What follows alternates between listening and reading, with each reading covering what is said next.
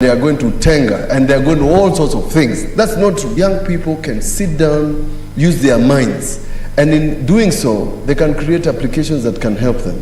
This bill, Mr. Speaker, helps to recognize these people. This bill, Mr. Speaker, and I thank Senator Sakaja who has just walked in, gives incentives, gives tax holidays. You want to bring the Chinese here through your government so that they give you the 10%, as opposed to giving incentives to young people. There are cadre of people in Kenya, lobbyists, cartels, mafia, whose work is to look for contractors to be offered 10%. But yet, when the young people want to do the certain things that are contained in this bill, we can't give them a tax holiday, we can't give them a tax break, we can't exempt them from taxation, we can't exempt them from the regulations. Mr. Speaker, we can't offer the 30% that is in procurement. Mr. Speaker, the solutions to this country, the solutions even to agriculture, we cannot do agriculture the same way we have been doing agriculture since independence. The solutions are offered in being a little more innovative. And I can tell Senator of Meru that there's a time will come that you don't have to speed with the Mira all the way from Meru, and that sort of thing, it will not work in another 5 years or even less. The people who sell Mira in Meru must become a little more innovative so that we don't have young people dying on the road speeding as if the world is coming to an end, featuring these people on TV as if they are heroes. It's criminal, the sort of things that they do with full lights. People are dying, and you know it. This is the solution. Offer them a platform, give them the incentives, register them, recognize them. The sort of innovations I saw from young people in Makueni because of COVID, if this government was serious, they would have bought those machines from the young people. If this government was serious, they would have asked the young people to even innovate on what all county governments are having problems with: oxygen. What's your point of order, Senator Linturi?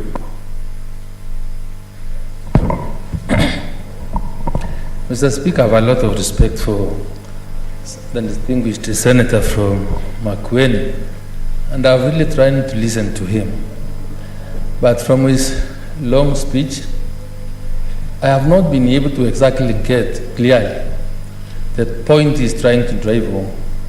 In his own discussion, he's trying to be quite speculative in the future, what should be happening, how we promise jobs, how Chinese will bring in Chinese, yet the Chinese are here, yet the government that is trying to talk about as what they popularly call the Kazi Mtahani program, to give the youth money to you or what kind of jobs.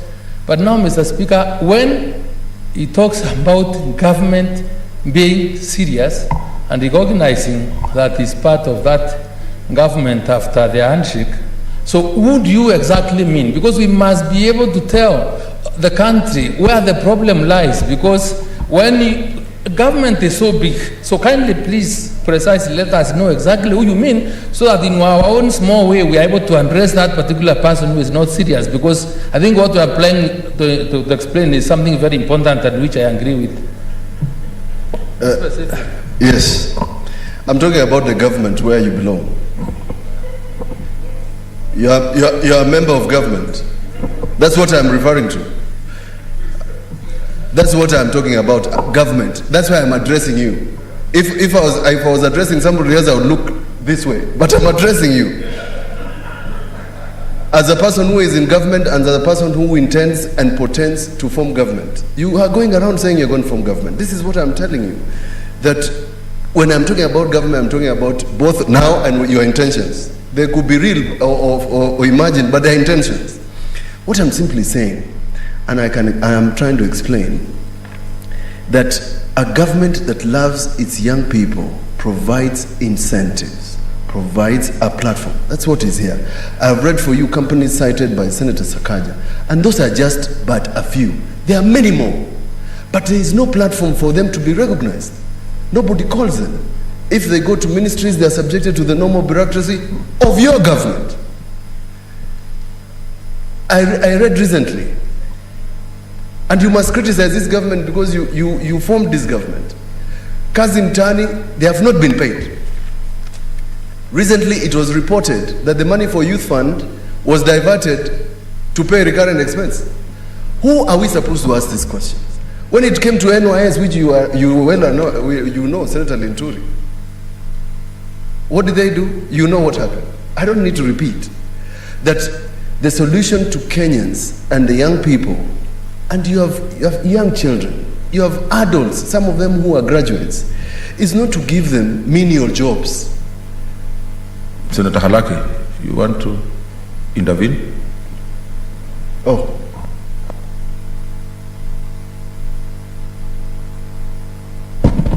Thank you, Mr. Speaker. I was just a bit confused and was asking if it's in order for a member of the ruling party to ask who government is. For a member of the?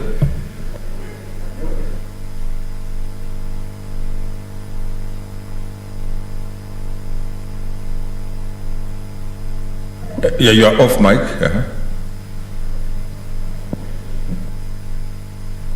There you go. Thank you.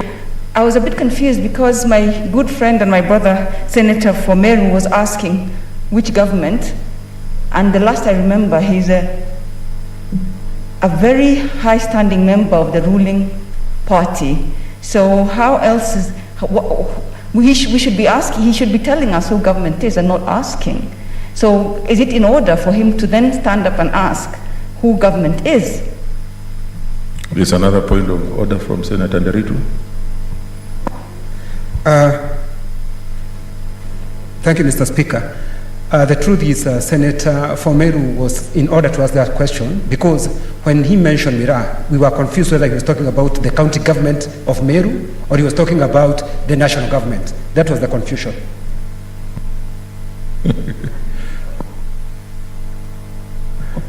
You are out of order, Senator Bashir.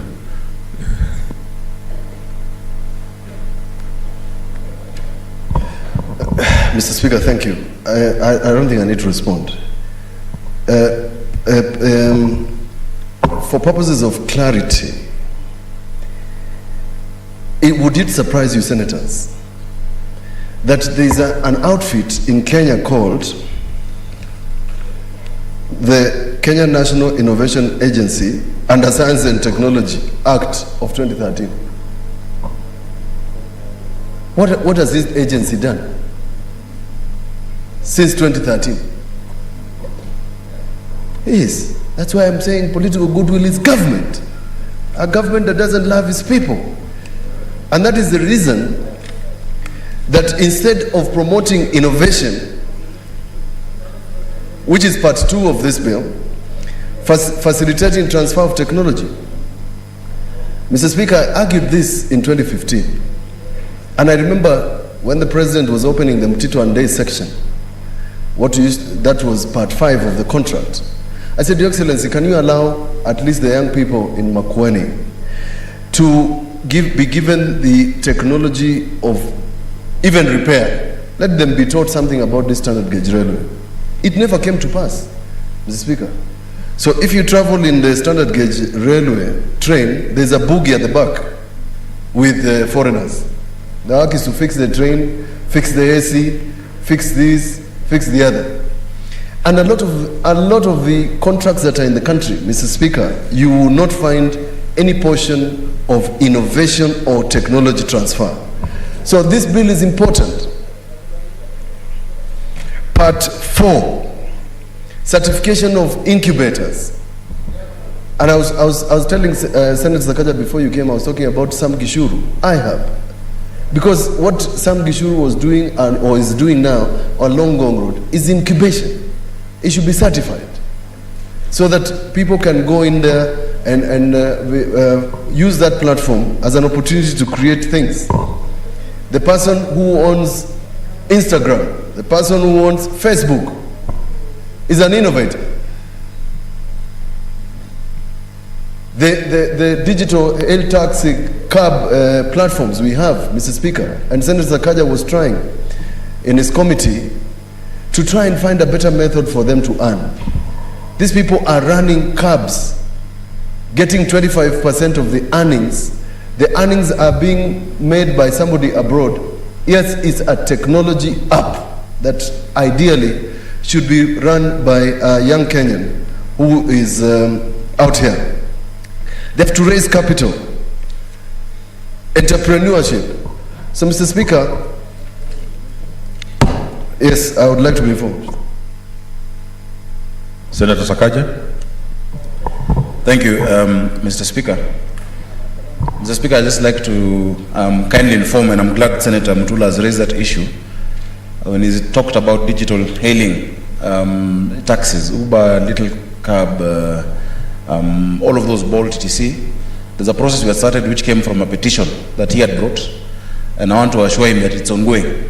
We're dealing with other things, but it's ongoing on the issue of the percentage that the drivers are able to get, what is going out of the country and what you stay in the country, because the drivers of Uber and all of these taxis, Bolt, etc. have really been suffering, and I'm sure many of you have gotten concerns from them. So that is ongoing, and we'll give a status report by the committee soon. Regulations have been published, but because of COVID, the NTSA and ministry had stopped that process. We're bringing it back, Senator Mutula.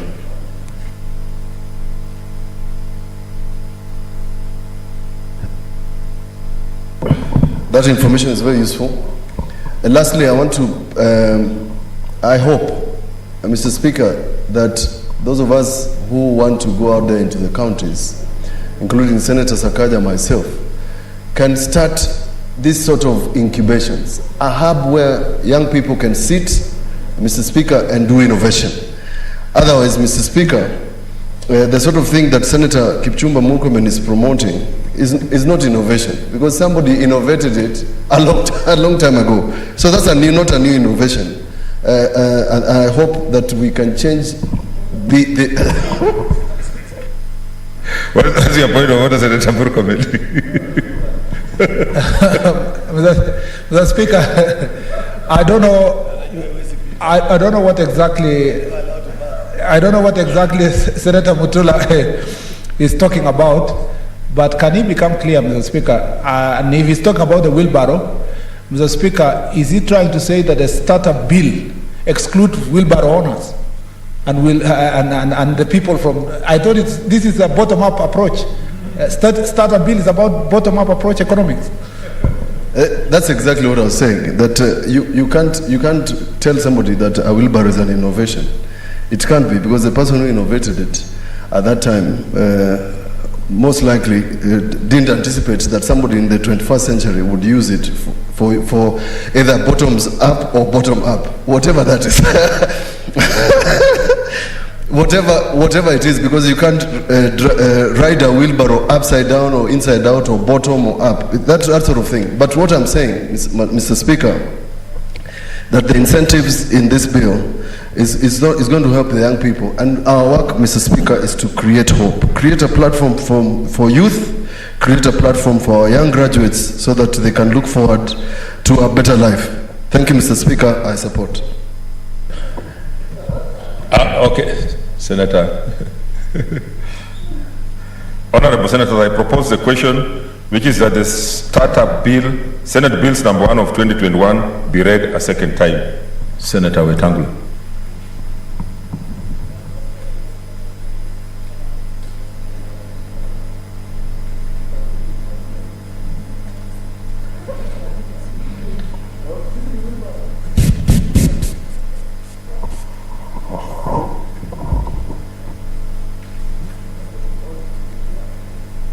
Speaker, I beg support.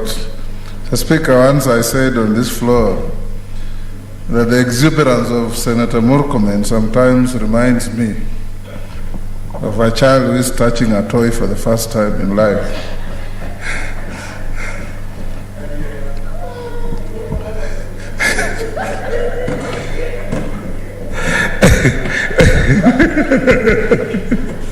Yes, Senator Murkomen.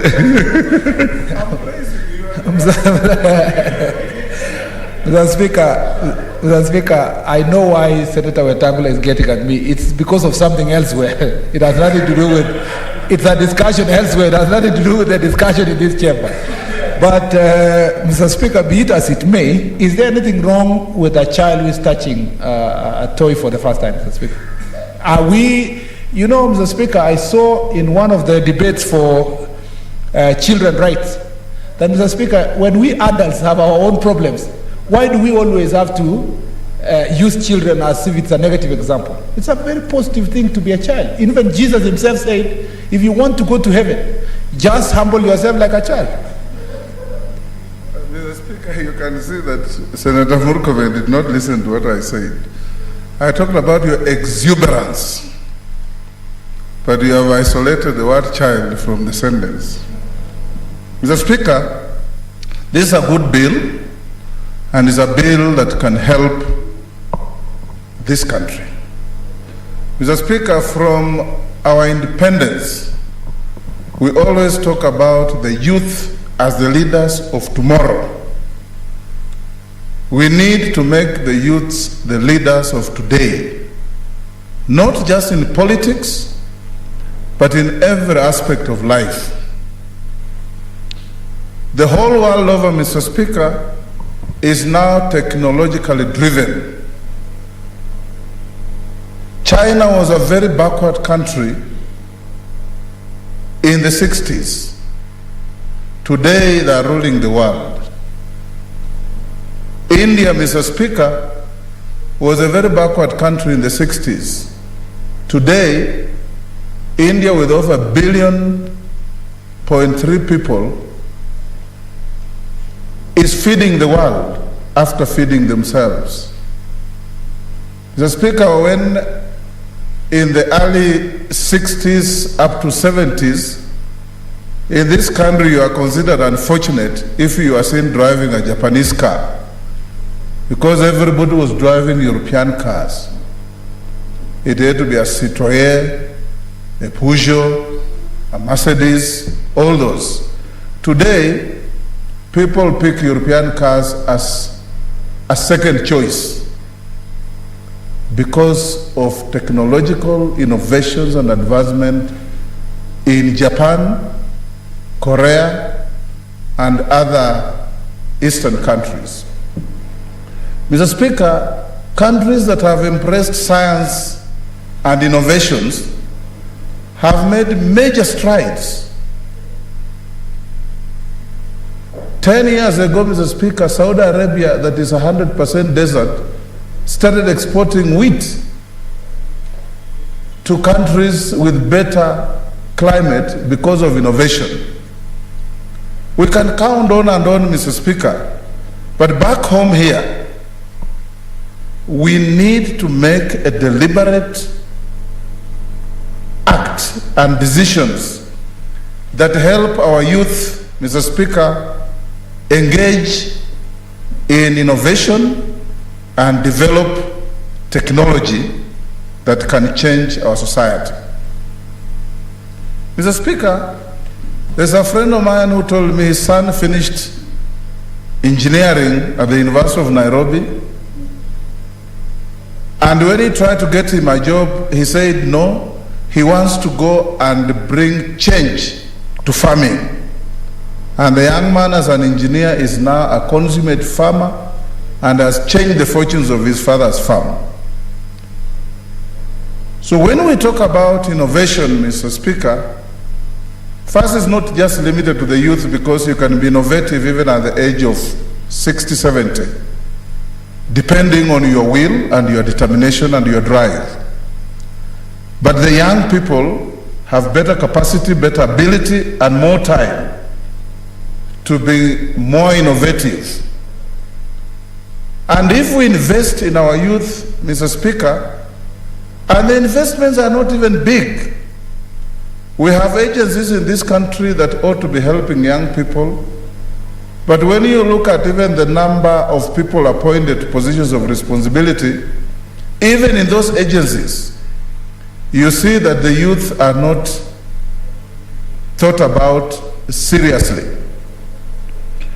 We want to see, Mr. Speaker, and looking at the history of humanity, Mr. Speaker, many great people that were innovative were legends at ages of above 25, 30.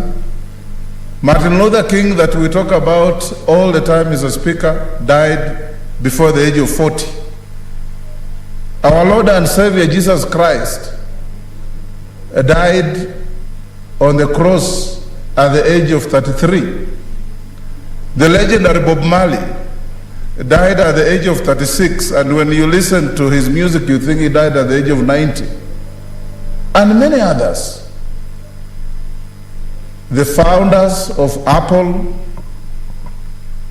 and all those that we can talk about, Mr. Speaker, have been ingenious young people.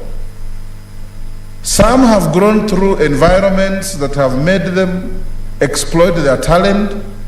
Others have exploited their talent because the state machine has put at their disposal opportunities for innovation. In this country, Mr. Speaker, we have had even organizations like NYS. NYS was supposed to be actually an incubator for churning out young people with skills to change society. We can't say that we have succeeded, Mr. Speaker, because many people who walked through NYS were fattening their pockets instead of helping young people. We have, Mr. Speaker, in this country a law, and I think it was a law that was promoted by Senator Sakaja here, my distinguished nephew, about credit to young people, contracts to young people. You go to counties, Mr. Speaker, all over the country, including where we come from. You cannot exhaust the fingers on one arm if you're counting young people who have benefited from contractual facilities in the county. Even where contracts are segregated for young people, you'll find it's old people masquerading as young people who get those contracts. So how will they grow, Mr. Speaker? We need to have a very deliberate legal regime with attendant penalties for those who flout the law to bring young people to the fore. We have a lot of young people with ideas. The young man who invented M-Pesa that is now an international celebrity, I don't think he probably got what he deserved in terms of innovation.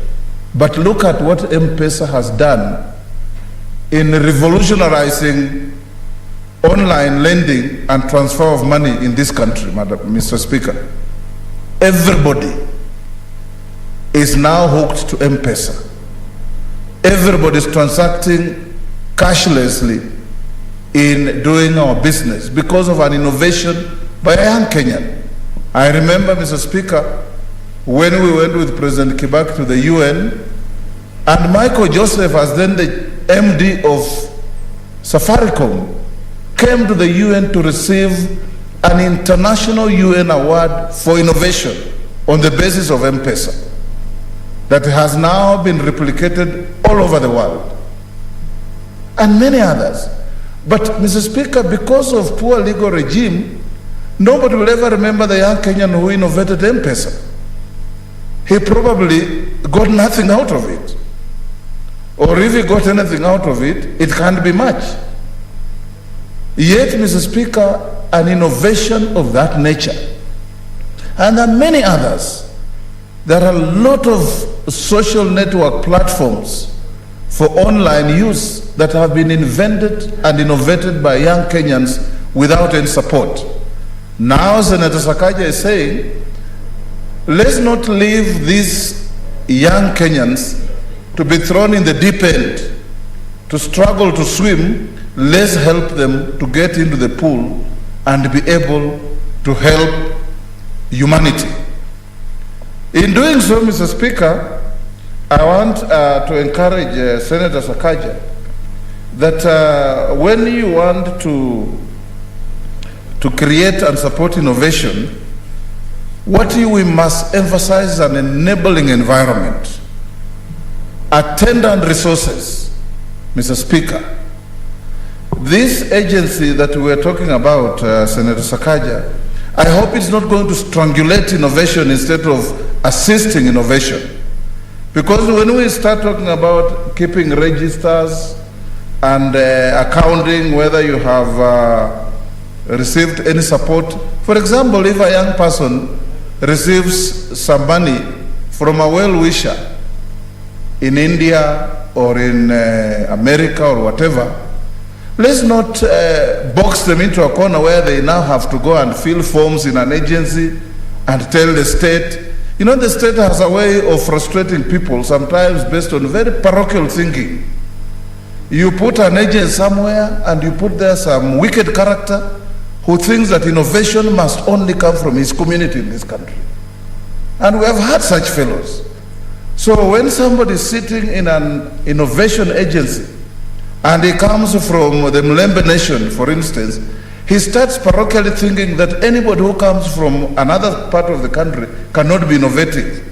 So instead of facilitating innovation, they're killing innovation because of parochial thinking. So I want Senator Sakaja, that clause 6.7, to recast them so that anybody who is given that position of responsibility must be somebody with a national outlook, with a human feeling, a person who should be made to understand that even our brother from the El Molo community can be as innovative as our brother from Nairobi, and vice versa. Then we'll be creating equity in the country. Equally important, Mr. Speaker, is the need to have these innovation support facilities in the counties. When you go to the counties, Mr. Speaker, and I would want us to revisit the philosophy of devolution. And here, Mr. Speaker, the distinguished Senator for Elgeyo Marakwet was right in the center of creating enabling facilities for devolution at its start. And the philosophy of devolution, Mr. Speaker, was not for us to endlessly haggle at the center to take money to the counties, but to enable the counties grow to the level where some counties will not need any money from Nairobi. If you go to countries like Australia and US, Mr. Speaker, in Australia, a territory like Western Australia is much richer than probably the rest put together because of their mining capacity. So they don't need any money from Canberra. California in America, Mr. Speaker, is the 14th largest economy in the world, California alone. So you don't expect California to expect money from Washington. It probably does give money to Washington. And we want these innovations. I would want to see, Mr. Speaker, included in this bill, a national innovation competition so that we bring together counties. Is Isiolo the most innovative county? If it is, what benefits do we accord them to continue leading in innovation? Those that are not innovative enough, they will watch as others benefit from state resources that support innovation. You know, competition breeds the best. And when we allow competition in a positive manner, not the destructive competition like we are seeing in the political arena in this country, we want positive competition that makes a child born in the Mathare or Kibera slums of Nairobi as accessible to facilities that will make them compete with those that are in better neighborhoods. And this, Mr. Speaker, will help. I would also want to see, Mr. Speaker, that we actually obligate the national treasury, and Senator Sakaja, this you may think of creating an innovation fund that is a percentage of our GDP. Because unless you take such deliberate actions, innovation, incubation, and support for young brains becomes an option. Because people are so used to doing things the same way, expecting different results all the time, and they'll never get those different results. So we need to put a fund together, and that fund can be accessed by anybody with ability, with the drive to bring out innovations.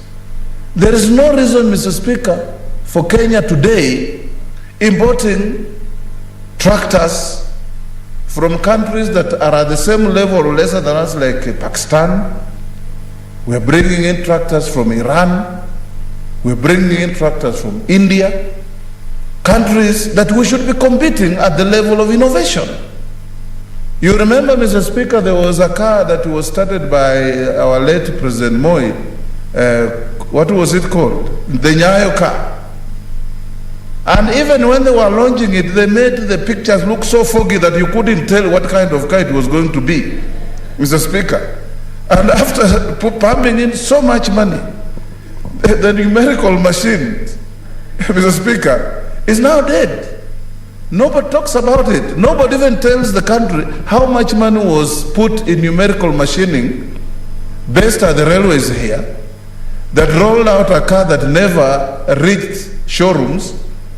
And up to now, we don't know what exactly happened. Mr. Speaker, we need a mechanism of follow-up of the use of public resources. I want to encourage, Mr. Speaker, that incubation hubs be an obligation for every county to have a place where young people with good ideas. And I want to tell my colleagues across the floor, including the promoter of this bill, Jubilee, then as TNA and what was the other party? URP, they came to power, Mr. Speaker, in this country with a lot of promise for young people. We are the digital age. We are going to give computers to every child in the country. Now they don't talk about it because they know it was a hoax on Kenyans. They told people, Mr. Speaker, of Kenya, they were in the first 1 year going to have an internet service in each village of this country. I don't know if there is internet in the village of Murkomen today, because they were the promoters of this big lie to the Kenyans, Mr. Speaker. To date, nothing. Nothing, absolutely, Mr. Speaker. They know it was a lie, it remains a lie, it will be a lie until they leave government, Mr. Speaker. What is amazing, Mr. Speaker, is the same promoters of the big lie have now reinvented themselves and are now promoting an even bigger lie,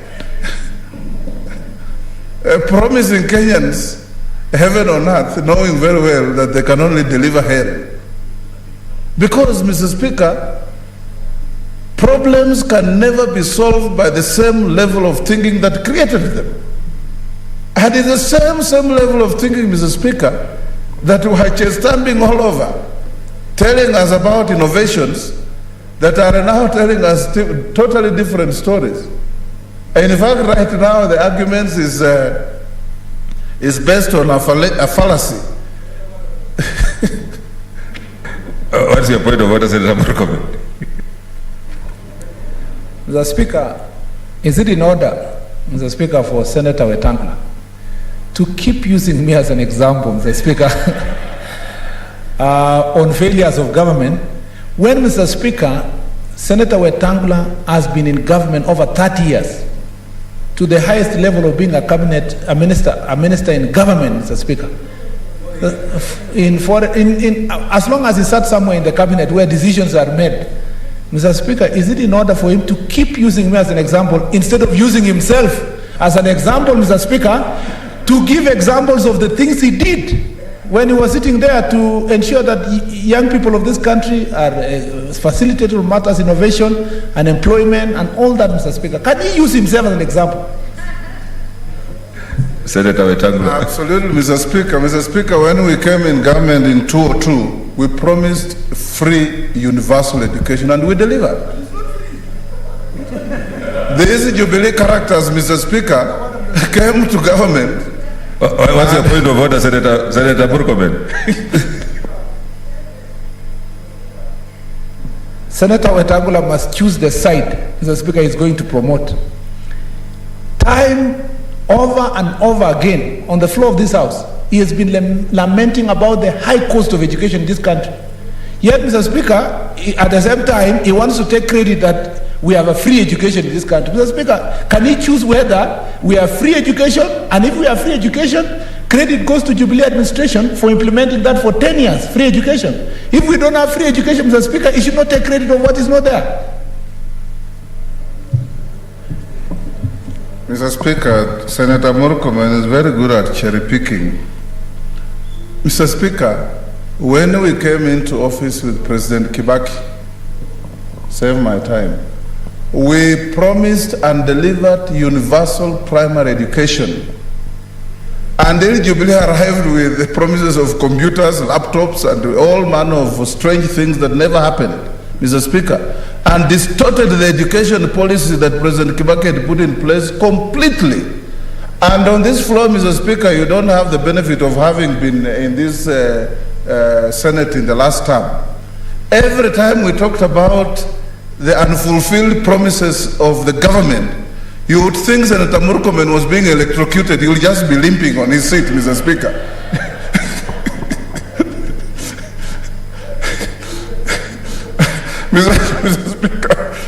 Mr. Speaker, but now the shoe is on the other leg, and Senator Murkomen, you are most welcome in looking at the government differently, the way you do now, and you should join Kenyans of goodwill who are not on your side in bringing change and meaningful change to this country, Mr. Speaker. Yes, Senator Murkomen. Mr. Speaker, I saw Senator Wetangula with a group of politicians calling themselves Okoa Kenya, or is it one Okoa Kenya Alliance, or is it, Mr. Speaker, other Kenyans call them Niwachi Alliance, falling over themselves, praising President Uhuru Kenyatta, Mr. Speaker, being one of the best presidents in the Republic. Mr. Speaker, Senator Wetangula is one of the few leaders in this country now that have full praises of President Kenyatta. In fact, you should watch him next when he's standing somewhere in Mr. Speaker, State House or any function of the president. You've never seen Senator Wetangula smile better than when he nowadays gets a chance to stand next to President Uhuru Kenyatta. Is he in order, Mr. Speaker? Is he in order to pretend, Mr. Speaker, to be a critic of Jubilee administration when for the whole of second term, Mr. Speaker, he has been a close consultant and advisor of President Uhuru Kenyatta? What does he tell him for all those 4 years, Mr. Speaker, since handshake started? There's a point of order from Senator Sakaja. Mr. Speaker, in moving this bill, I think I noted some of the huge, the people who have expressed interest, including the international community, countries that, based on when we did this bill before, you remember we had to republish it, have even since done a startup bill. Mr. Speaker, the entire startup ecosystem in this country is following this debate. Standing Order 115 is clear on relevance. This is a very important bill, not just for the young people of this country, but for this country. Mr. Speaker, I will urge that you direct that we stick to the content of this bill. Then maybe you can give an opportunity for banter, later. But right now, it's about the content. Standing Order 115 is clear about content of speeches, Mr. Speaker. I urge you, for the sake of the importance of this bill. Senator Kibiru, there is another point of order. Thank you, Mr. Speaker. I was raised to ask whether it is in order for the two senators to keep on exchanging words instead of concentrating on the content of the bill. Is it another potential way of trying to owe each other, like I saw in the morning some people who are divorcing because it is the time of divorce and owing each other? So if Wetangula and Murkomen, you want to extend the mileage that probably you are quoting. Can you do it probably after the Senate? Thank you. I think, it's also important to have some comic relief as we discuss. So we are in order. Senator Wetangula. Mr. Speaker, Mzee Moi used to tell this country, siasa mbaya, maisha mbaya.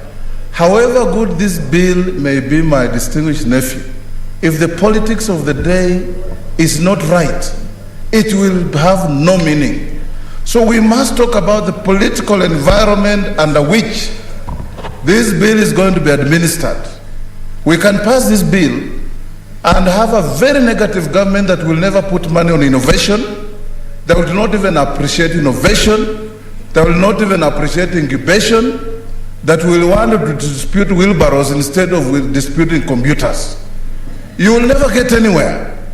So a good government is a government that will implement this good law. And even the foreigners who are supporting us, my distinguished nephew, we want these developments of innovation and incubation to be homegrown and home-driven. Sometimes when, we get foreigners coming to drive our agenda, some bring us obsolete technology, some want to micromanage us, but the most important thing, Mr. Speaker, I can see my time is running out, is this, that upon passage of this bill, every senator in this house should take it as an obligation to see that our counties embrace positive programs for youths in innovation by creating local budgets. Apart from money expected from the national government, because we know they hold the lion's share, we should have a budget line in our counties that is targeted towards the young people that are innovative, whether it's in agriculture, whether it is in environment, whether it is in road construction, whatever it is, so that they are supported.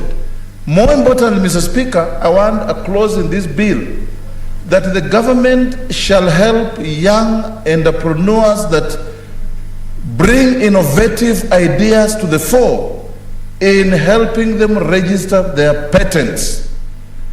To patent your production, I think I saw a clause somewhere, that the government should help young innovators to patent their ideas at no cost, because young people don't have enough money to register patents and police those who violate patents. And we need also a penalty for those who violate patented ideas from our young innovators. Mr. Speaker, if we can do this, this country will move, this country will be able to compete. If you look at, Mr. Speaker, companies in countries like Korea, look at Hyundai, look at Samsung, look at all those. They were local innovations that have grown into conglomerates. Look at these fridges called LG. All these are innovations by young people in those countries. We want to see an equivalent of young Kenyans that would create in another 10 years a Hyundai, a Toyota, a General Motors, and all these ideas that change lives of people. And I want to repeat, Mr. Speaker,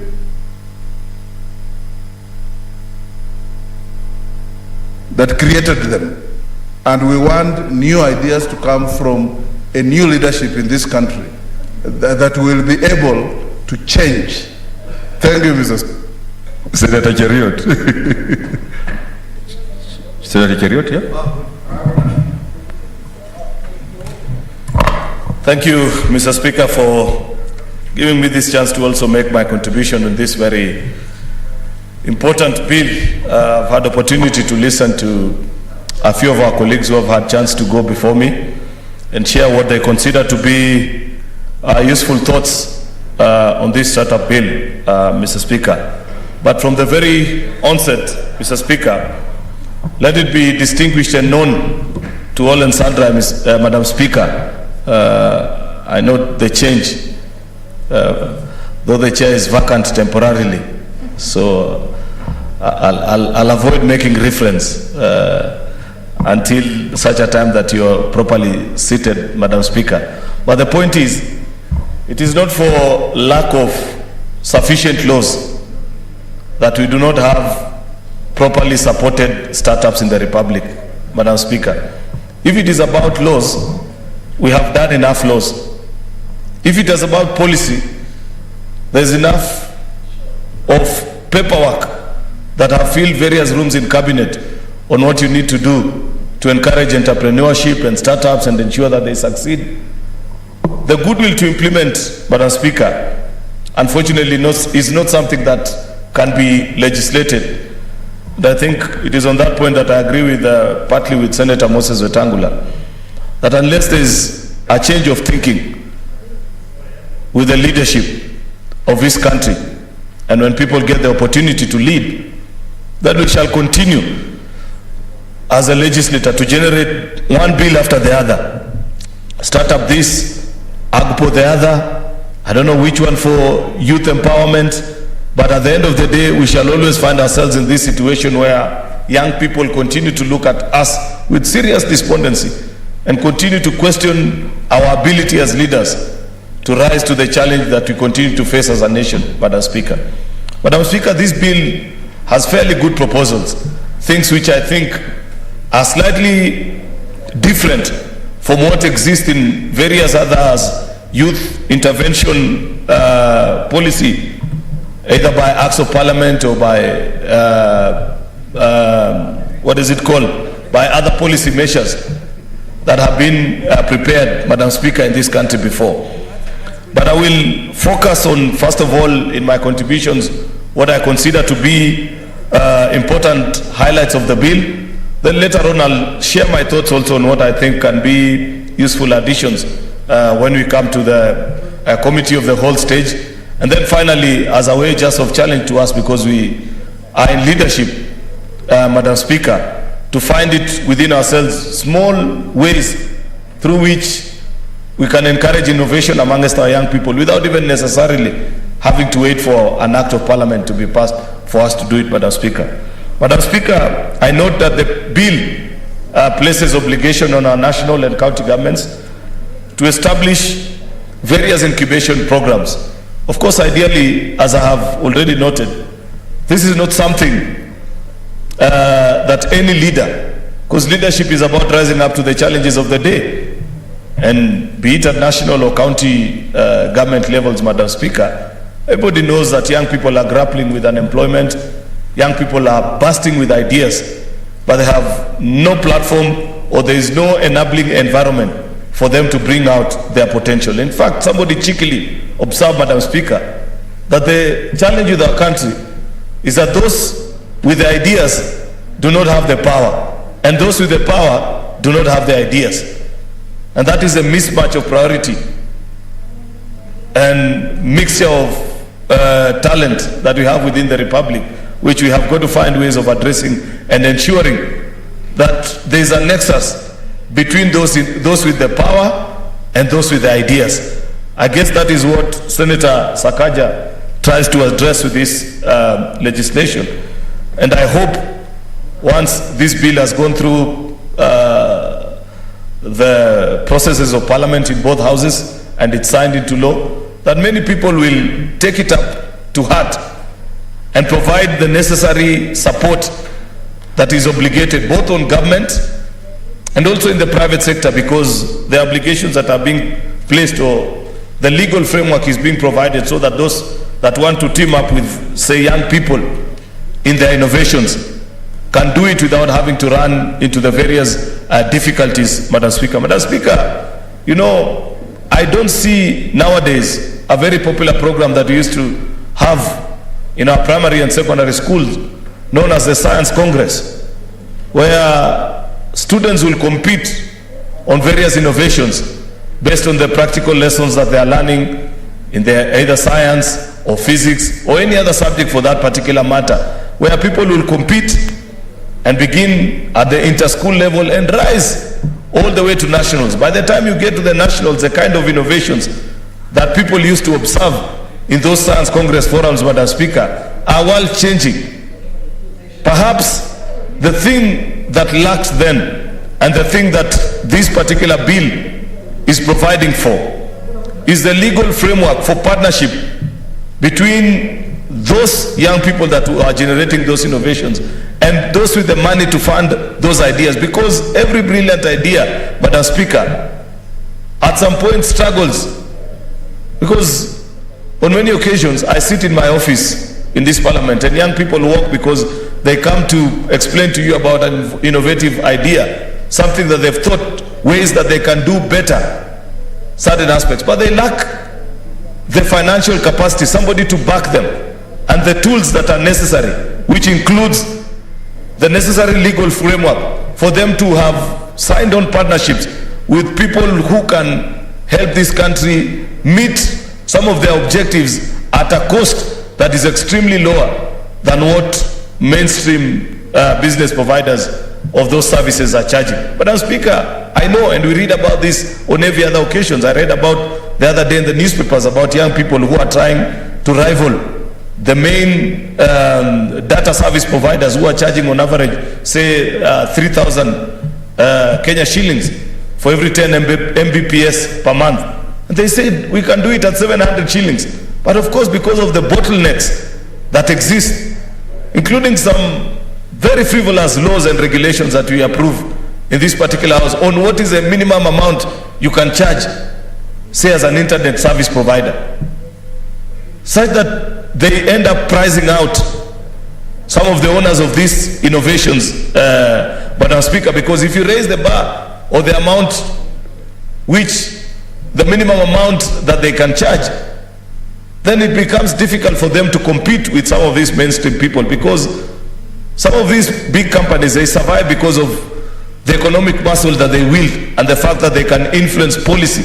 And unfortunately, sometimes even legislation such as this, such that we end up doing laws that if we try and push and pursue things that will make it easy for younger people to compete with them, it becomes extremely difficult. I look forward to a time that once we have come up with such legislation, Madam Speaker, we can go deep down to the detail, including the challenges of things like taxation and market entry barriers that some of these young people face in trying to come up with their innovations. Madam Speaker, I don't know if you know for a fact that even simple things like licenses, that if you are a young person today and you came up with a technological innovation, the license amount that you are required to pay the Communications Authority completely prices out 99% of the young people of this country. Those are policies that we have made as a legislature, but of course with the influence of the big players in the market. And we've got to challenge ourselves as legislators and sit down and listen. That's why, Madam Speaker, I sympathize when I listen to people when we challenge them and tell them that this time in crafting your manifesto, and Senator Moses Wetangula needs to listen to this because he's as a presidential candidate, there has been a debate lately on how to craft your manifesto. Many people believe that you can lock yourself in a well-furnished, air-conditioned room and come up with all the best ideas on your own, then you just sell to young people. But there is a new school of thought that is emerging, that is saying go and sit and listen, because it's not that the people you are leading don't have the ideas. Perhaps they have even superior ideas to those that are being generated here on here. By the way, Madam Speaker, if you read through the manifestos of almost all the political formations since 2002, you'll realize that it's just plagiarism. Perhaps a change of the party name only, and the formations, one or two things here and there. But it's the same things that we keep on talking about. We haven't sat down and asked ourselves, what is it? What are the tax intervention, for example, measures that if we are to provide in such a startup law? And Senator Sakaja, I know you cannot do this because this is the Senate, but when this bill gets to the National Assembly, we must challenge our colleagues who have jurisdiction on money bills and effects on tax policy on what we can do about the tax regime. There is no country that provides a tax regime that is similar for well-established multinationals, that is similar to those of startups such as the companies that we are trying to promote in this. We must be able to say these are the tax breaks that we are extending to the... Yes, Senator Sakaja. There is a point of information from Senator Sakaja. Yes, I don't mind to be informed, Madam Speaker.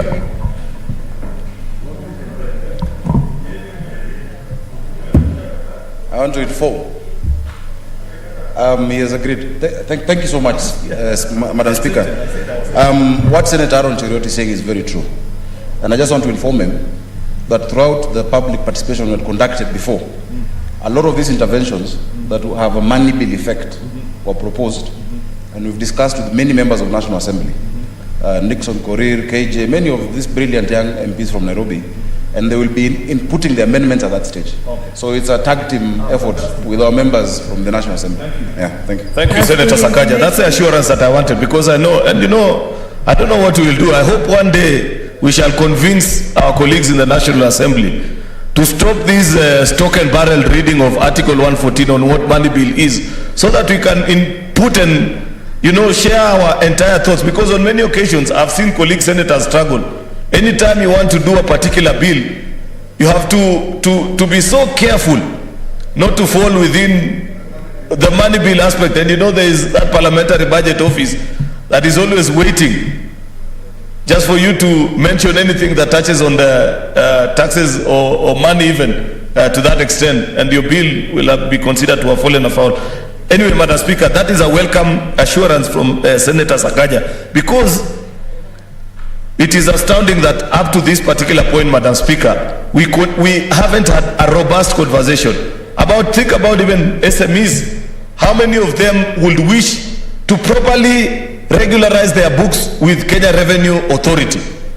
But just the thought of it, the fact that when you meet with those people, the first thing they do is that they hit you with a tax bill of 3, 4, 5 million Kenya shillings. As a young person, you decide to dodge. The minute you run out of favor with them, perhaps you close that company and start a new one.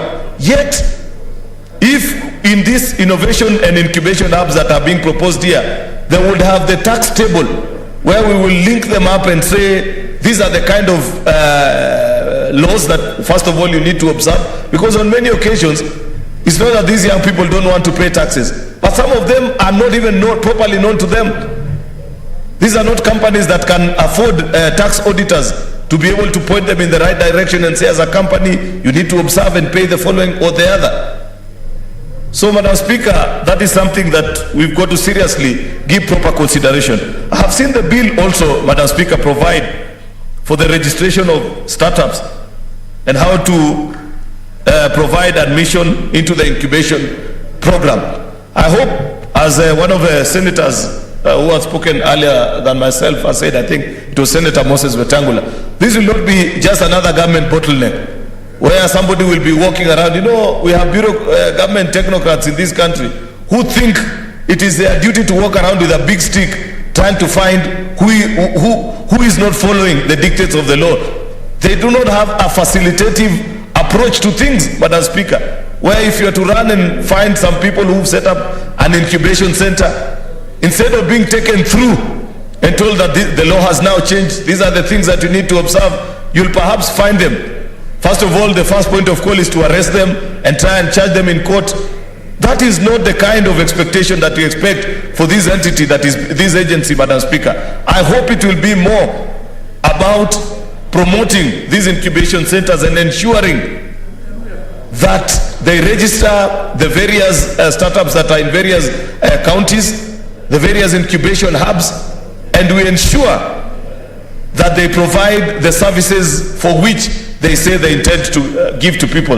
Madam Speaker, I see, is it the yellow or the red light? Your time is okay, up. time is up, Madam Speaker. I appreciate the time that I've gotten to be. Thank you, Senator. Senator Lokorio Betronila Were.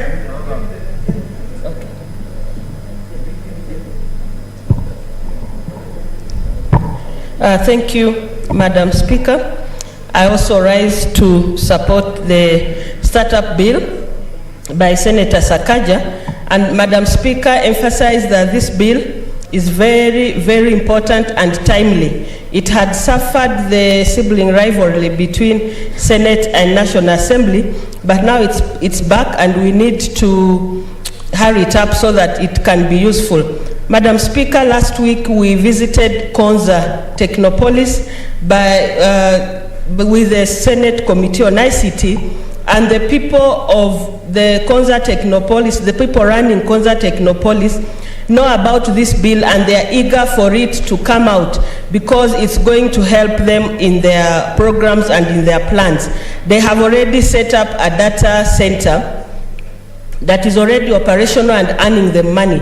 And they are waiting especially for this startup bill to engage very many young people. They have around 15 now who they have engaged to innovate or to come up with certain ideas, and they are waiting for this bill to help them guide. So this bill, Madam Speaker, is going to provide some sort of order and direction in the innovations, especially innovations in the technology industry. Madam Speaker, this bill is also a first.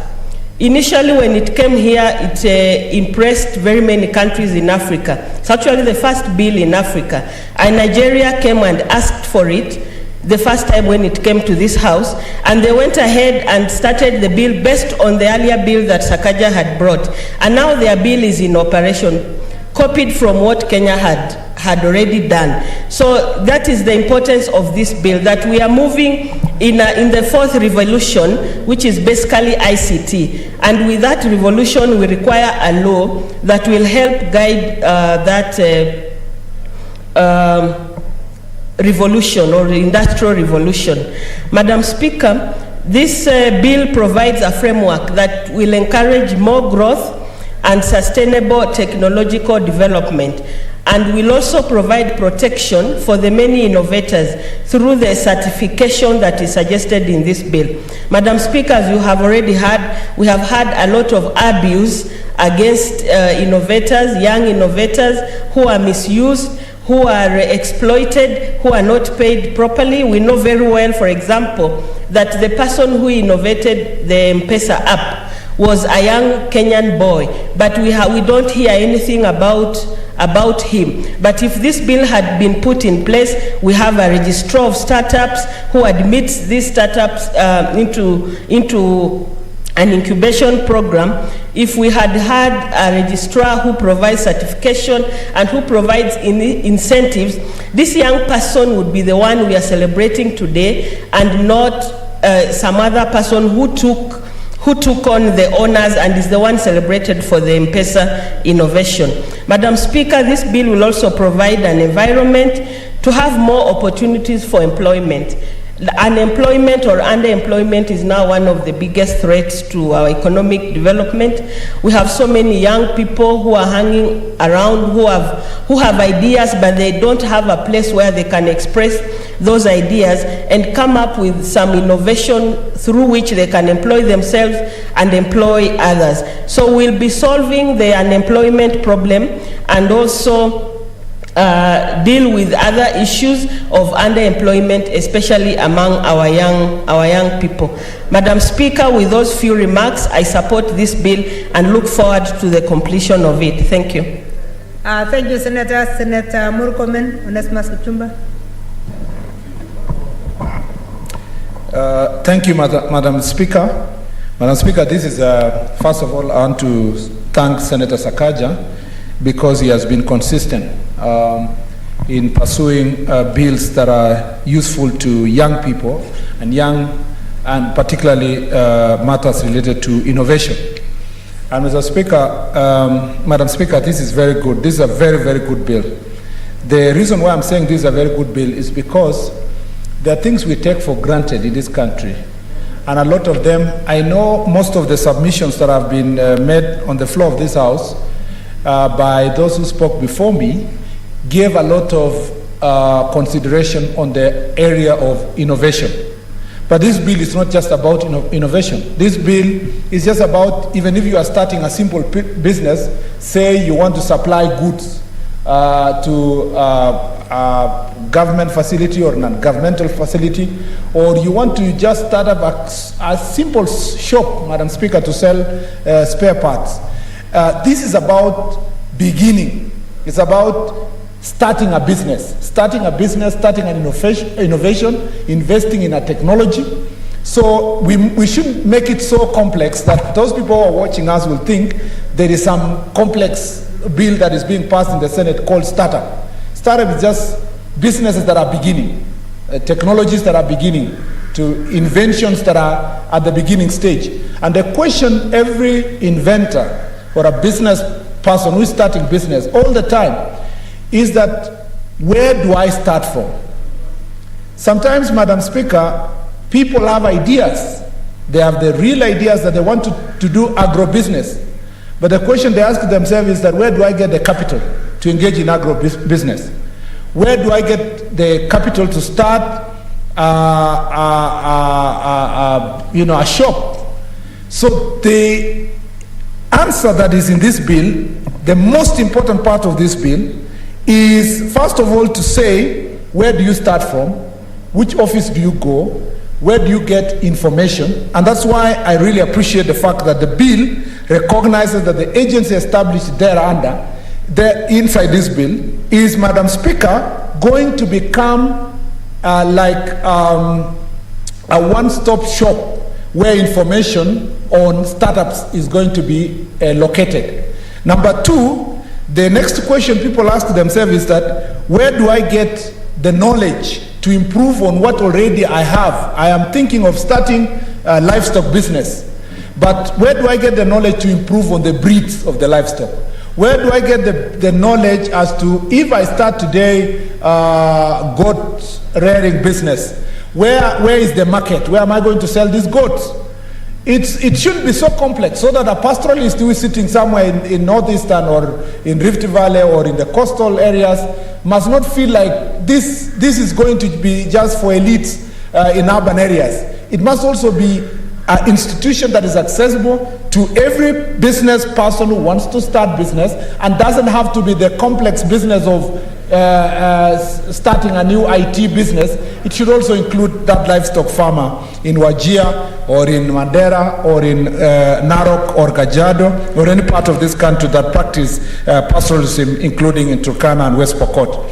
Madam Speaker, therefore this bill is very useful to the extent that we are going to have an institution established as an agency with trustees whose business is to ensure that this information is availed to every Kenyan who would like to start a new business.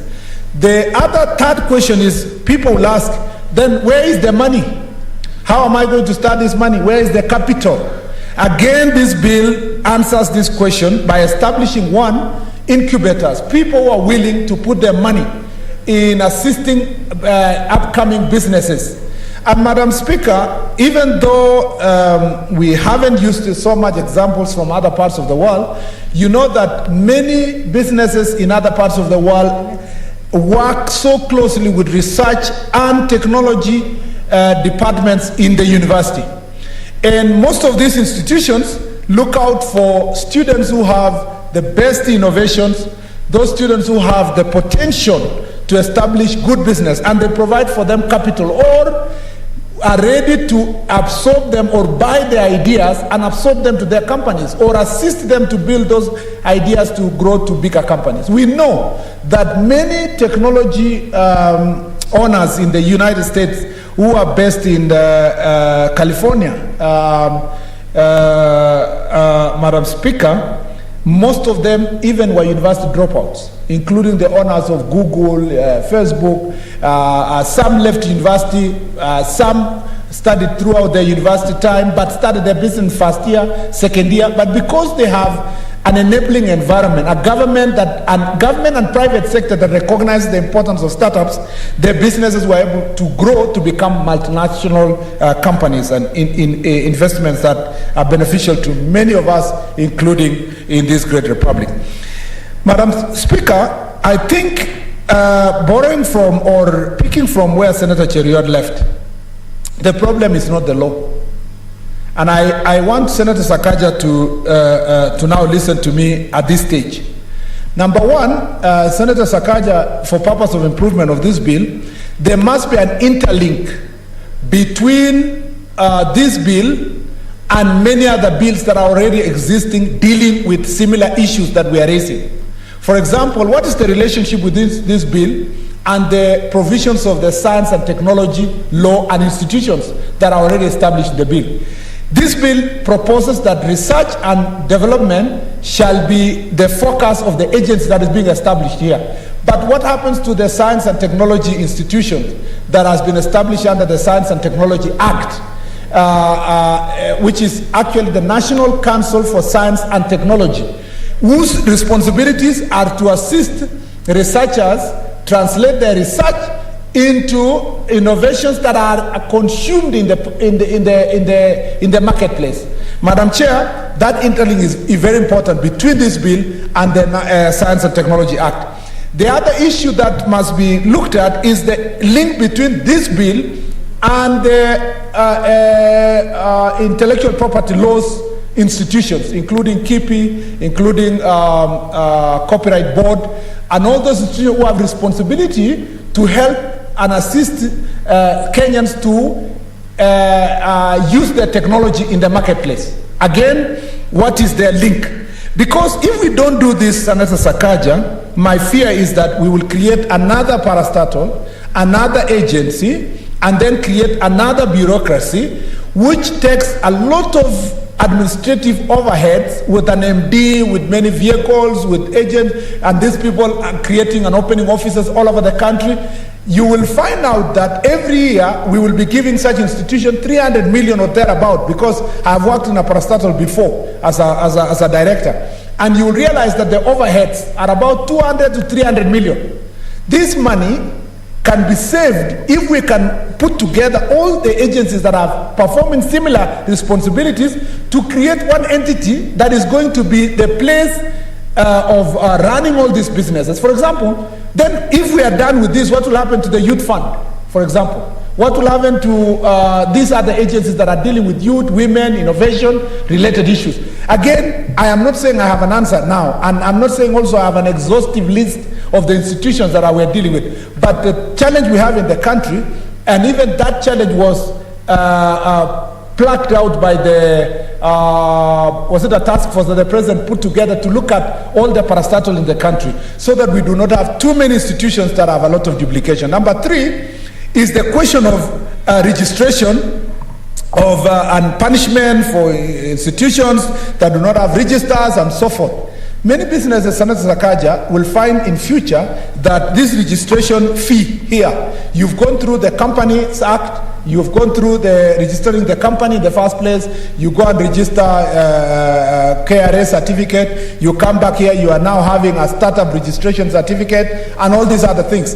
Again, can we look at all the certificates that are required under the program that is being run by the Ministry of Industry, which deals with the question of the cost of doing business in Kenya? So that then again, we do not provide another layer of bureaucracy that will make the cost of starting business expensive, because you have to go through a startup institution, but at the same time you have to go to companies for registration, among other layers of institutions that are put in place. Senator Sakaja, you have an intervention? Yes, I'm willing to be informed. Okay. Thank you, Madam Speaker. Indeed, Senator Murkomen read my mind, and what he's saying is taken care of. Number one, there's no new agency being created.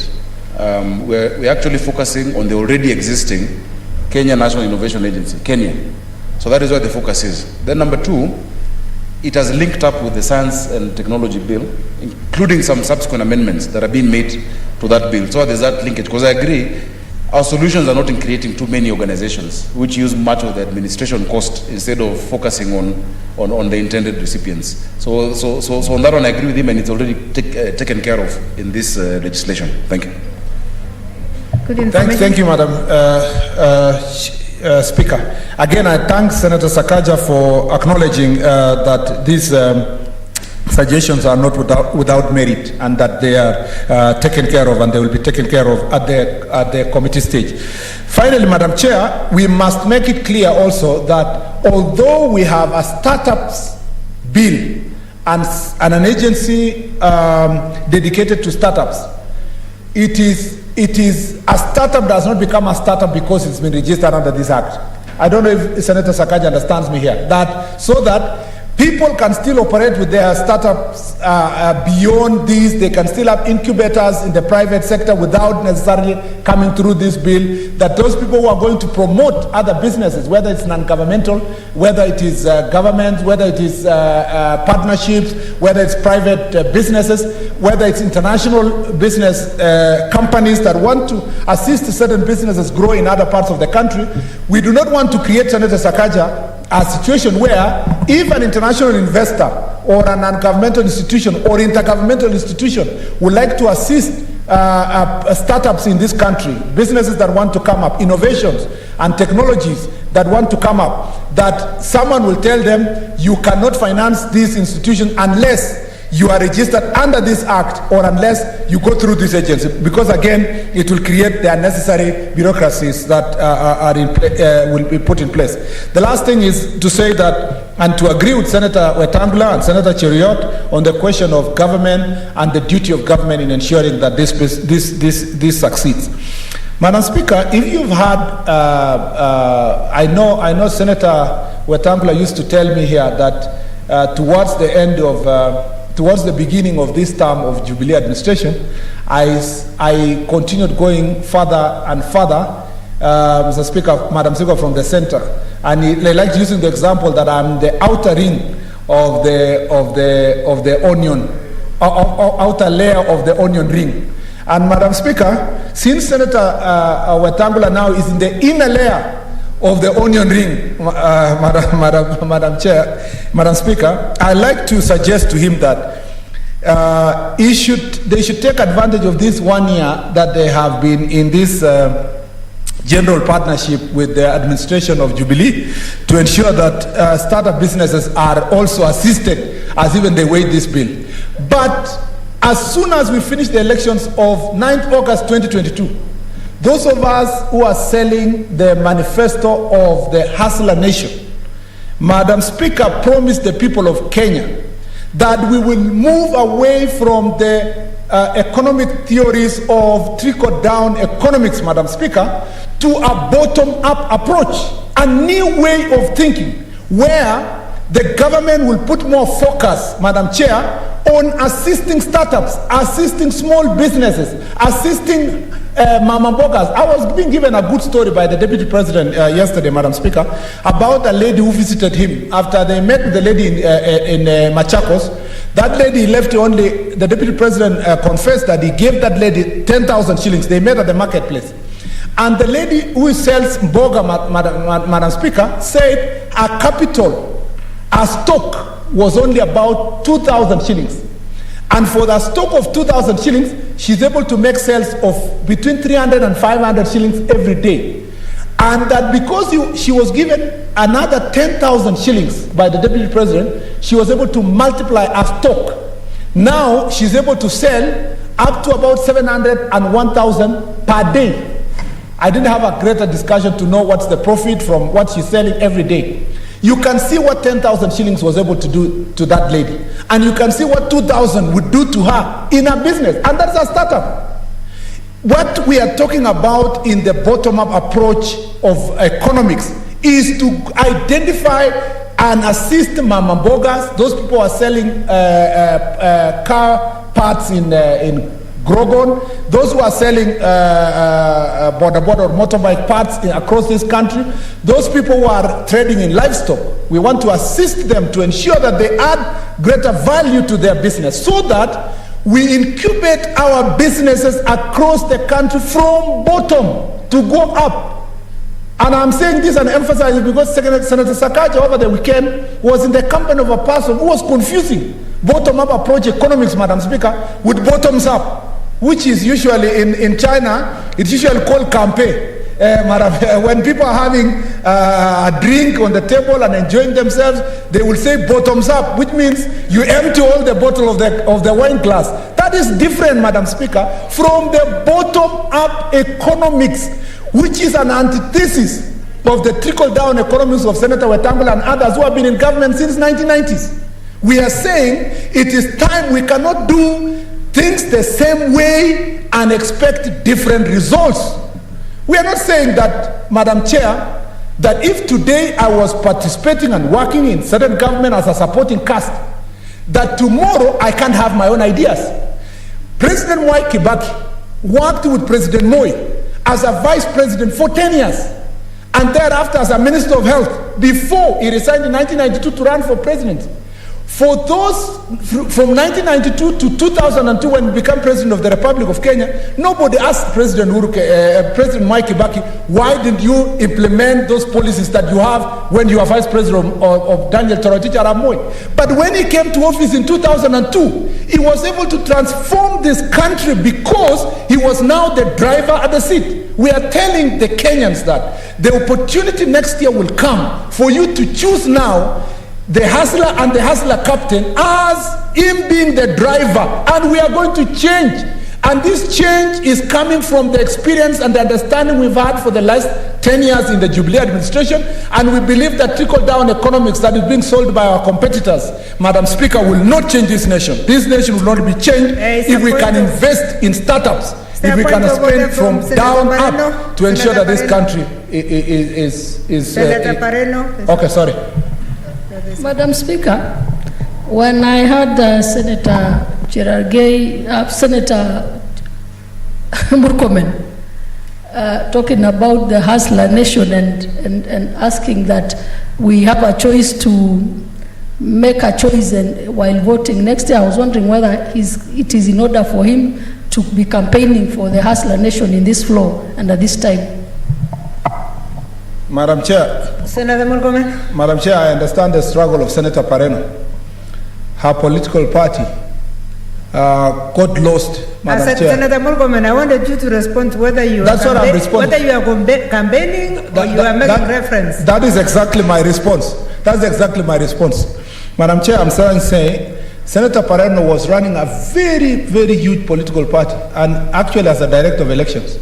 But I understand her confusion at the moment because since this handshake, she doesn't know whether she's in government or she's in the opposition. But for those of us who have a clear mind of the policies that of the future, Senator Wetangula put it very well, that the people who are listening to us here and debating about this startup bill will want to have the confidence that we have the proper political will for the implementation of this very important bill. Another point of order from Senator Pareno. Madam Speaker, he is even making it worse. He's saying for those of us who has a clear mind, is he suggesting that some of us, especially me, does not have a clear mind? That is a suggestion that he's the only one who has a clear mind in this Senate. Senator Murkomen, I was giving you the opportunity to say whether you are making reference only or you are actually campaigning. Madam Chair, we are actually giving hope to the people of Kenya that the future of this bill is safe. Okay, proceed and finish. You have only 2 minutes. Its implementation will be achieved when the Hustler Nation takes over. And Madam Chair, to just emphasize to Senator Pareno that I have no issue with her understanding of what I said, but I just empathize and sympathize with her. And I wish she had clarity of mind on what they are going to do if they were to be elected to run this country. And Madam Chair, so that's why I'm saying, and Madam Chair, you know all of us who are here represent a particular brand of ideology and politics that usually does not escape the people of Kenya when we give our contributions. And on behalf of the Hustler Nation, I'd like to tell Senator Sakaja we'll support fully this bill. We'll work together on the amendments that are there. And Senator Sakaja, you do not belong to those of bottoms-up approach. I want to welcome you to bottom-up approach economics for the benefit of this country. I thank you, Madam Speaker. Thank you, Senator. Senator Inima Gertrude Musurube. Thank you, Honorable Speaker, for giving me an opportunity to support this bill. And I would like to start by thanking Senator Sakaja for coming up with a bill like this, a bill that is going to ensure that we're utilizing the brains that we have in this country, Honorable Speaker. From many years back, from the 1880s, we saw people coming up with innovations like communicative devices. The communicative devices we are using right now are not things that we have just come up with now. But in the 1880s, the times of Graham Bell, when he just invented the telephone, we started from a long time. There was the telephone, then there was a modification of that telephone, and so on, until now we have the mobile phones. So I want to say that anything that we're using, even communicative devices like this, somebody somewhere sat and decided that I'm going to do like this. Like the example of Alexander Graham Bell. He's credited with being the first inventor of the telephone bell, and by that time he was able to patent his work. So even though he's not there anymore, but history has it.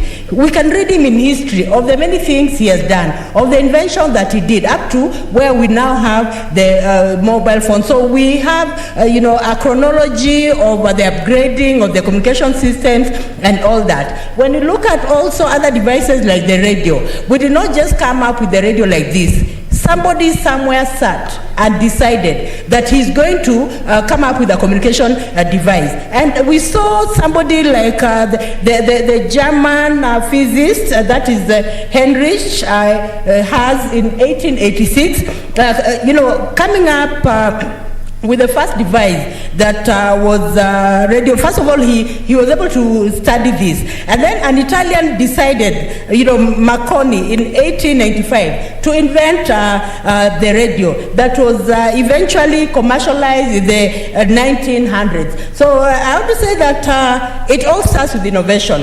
An individual can move mountains. The brains we have are actually God-given. So I have to say that I commend Senator Sakaja for coming up with this bill, because it will help us identify the many young brains we have, the many innovative brains we have in this country, and see how we can utilize the brains in order for these brains to eventually help us as a country. It is unfortunate that we are talking about people like, Graham Bell. We are talking about people like Heinrich the physicist, Gallimore, and the inventions they did in England. Yet in Kenya we have so many innovators that we have not even, exploited. We have our young men who can do so much. We have our young ladies who can do so much. But we have not really taken time to ensure that we're exploiting the potential they have. We're exploiting and expanding the minds that they have. Honorable Speaker, our honors as a Senate is to ensure that this bill sees the light of the day. Because if the bill sees the light of the day, we are going to help the young, innovative Kenyans who are in universities. Some of them are just not in universities, but they just have the talent. We have to nurture talent, Honorable Speaker. There are some people who are just gifted. They are God-given, they have the God-given gifts. They can just sit down and even make a plan for you of how you can get money. And some of them have not even gone to school on how you can become an investor. Some of them have not, gone to school. But how can we ensure that we are harnessing the potential that they have? How can we ensure that we are bringing them on board, Honorable Speaker? And I think that this bill, when it comes, when it eventually becomes law, it can be enriched so that it becomes the business of the national and the county government to ensure that they're identifying, startups in their counties and ensuring that they're also fostering the culture of innovation. Now, the culture of innovation and thinking is very important. Even for one to make a step from A to B, you really have to think, how will I go to B? You must have a strategy of how you're going to get to B. And you're getting to B will be now the startup that you have. Youngsters need to be also enlightened on the sources of startups, because when it comes to startups, I'm sure some people will be innovative enough, will think deeply and say, I have this cow, I want to sell this cow, and then after selling the cow, I'll have the capital and do 1, 2, 3 things. So also youngsters need to be enlightened that when it comes to startups, you have to start with yourself.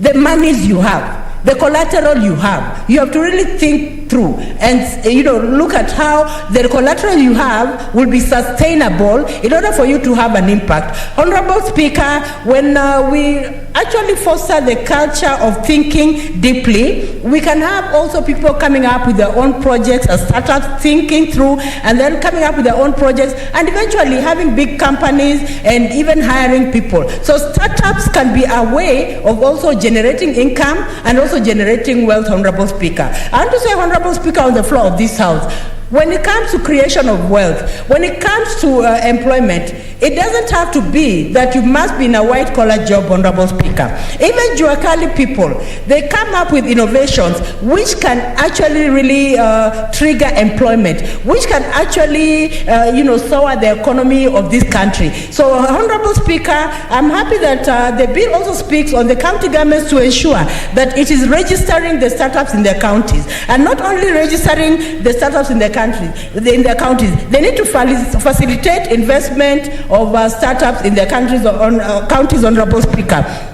Honorable Speaker, sometimes when you look at children, there are some children who will not go through school. When you take them to academia, they'll cause problems because they know that they're gifted elsewhere. They may not get it academically, but they can really be a source of even wealth creation, employment, if the talent they have been nurtured, if the talent they have been grown, if the talent they have also been utilized so that they're also given the startup to utilize the talents they have, Honorable Speaker. So I want to say, Honorable Speaker, that this bill is coming timely at a time when we are saying, yes, we can make it in life, not necessarily through education. We are talking of TVET. Look at TVET. We are saying that when it comes to transition to university, it doesn't, transition can be 100%, but the 100% can be through TVET. Those students will say, I don't want to go to academia, but I have the skill. So if that skill can be nurtured in TVET, maybe a child is very good in plumbing work. Naturally, there are some children who are just gifted in some issues. Honorable Speaker, I want to just give an example of what is happening here in Nairobi and many parts of this country. You'll find that when it comes to construction of houses, there are some young people who are very good at it. Go to Kibera. You'll find that the brains are there.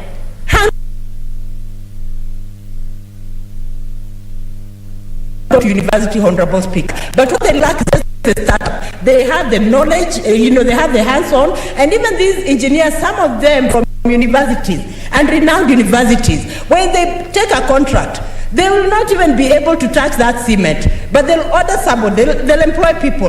Those people they employ, they have their hands-on. Without them, that engineer will not succeed. Honorable Speaker, we must look for a way of nurturing people's talents. We must ensure that the people who are talented benefit from the talent they have, Honorable Speaker. And I want to say, Honorable Speaker, that even this bill is going to really break down the issue of brokers. When it comes to issues I'm talking about construction, you'll find that these people are good. Some of them are very good plumbers, and yet they have not gone to school. But somebody somewhere who has a paper will come and say, I want this contract, these are my papers, here are my papers, and all that. They are certified. When it comes to production of the work, they're not able to produce. They have to go to that person in Kibera. They have to go to that person in Kawangware. They have to go to that person in the slums who actually has hands-on, but he does not have the startup capital. Honorable Speaker, county governments need to identify those people who have hands-on, but they do not have someone to help them in order for them to really begin. Because, Honorable Speaker, once they begin, they can go very far. They can create jobs, Honorable Speaker. Even when it comes to welding, Honorable Speaker, go to even county governments. You'll find that there are people who are hands-on. When it comes to welding, they can do so much. They're not going to school, but only that they are gifted, they're talented, that's where their passion is. Honorable Speaker, these are people that you must identify, because once they are identified, they're facilitated, they're helped to register their companies, then they can be a source of creating employment. Honorable Speaker, as a country, we're talking about job creation. You and I have a responsibility of creating jobs. We do not have to apply in order to get jobs. We do not need to all apply to the civil service, Honorable Speaker. There are some people who naturally can create jobs, but they do not have the startup capital. So if these people are facilitated, they have the startup capital and they create jobs, it will be a boon for us as a country. It will be actually good for us. So, Honorable Speaker, I'm happy that this bill that Senator Sakaja is coming up with is also speaking on issues of promoting an enabling environment for the purpose of ensuring that startups are there, and those who are also starting up businesses are also protected, Honorable Speaker. I want to say, Honorable Speaker, establishment of startups is very important, and establishment of a conducive environment is very important, especially when it comes to coming up with a project and ensuring that the project thrives, Honorable Speaker.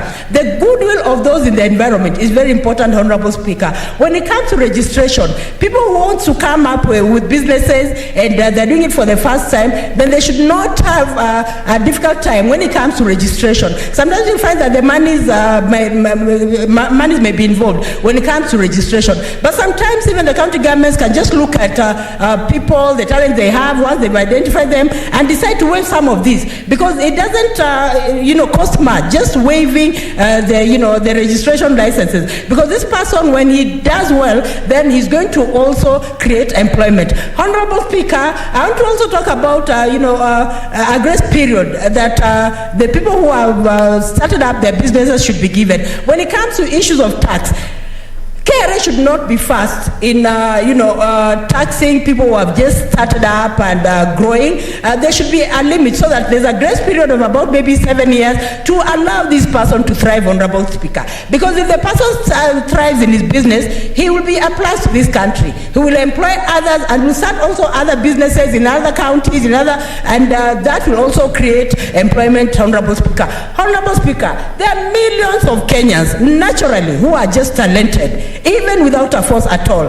But we find that they're helpless. They have no one to help them. They have no one to hold their hands. But this startup will ensure that they are given some grants. And there's need, Honorable Speaker, for even young people to be given grants to start up. Because you'll find that young people want to do something, but they're helpless. They actually don't know where to start from. Honorable Speaker, I just received a phone call where someone was telling me, I want to start this project. I want to start this project X years of shoe shining and all that. He had a number of things that he wanted that I support. But Honorable Speaker, there is need for the government to put mechanisms in place to ensure that these Kenyans who really desire and are actually desirous to begin a business are supported so that they can begin a business, Honorable Speaker. Because if they're supported to begin a business, then they'll become productive members of this country. We are looking for a situation where we have everyone being a productive member of this country so that everyone is adding to the economy, Honorable Speaker.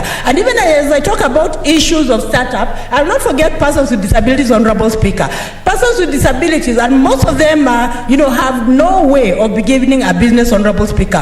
There is need for even the National Council to increase the amount of money that it gives to persons with disabilities to begin a business. And even apart from that, it should just be an automatic warranty that you have a disability, you do not have money to start a business, then you should just be given the capital to start a business. Because in that way, you will not be a burden to the society, you will not be a burden to the country, and also nationally, you'll be adding to the economy of this nation, Honorable Speaker. And I know many persons with disabilities do not even know how to start, Honorable Speaker. And even in all county governments, Honorable Speaker, even when county governments are giving stalls for people to start their businesses, they should allocate some stalls for persons with disabilities, Honorable Speaker. And it should be at least a percentage that when it comes to businesses, persons with disabilities will know that county governments are concerned about them. They've been given stalls to start their businesses, and not only business, Honorable Speaker, not only stalls, Honorable Speaker, they should be given also some money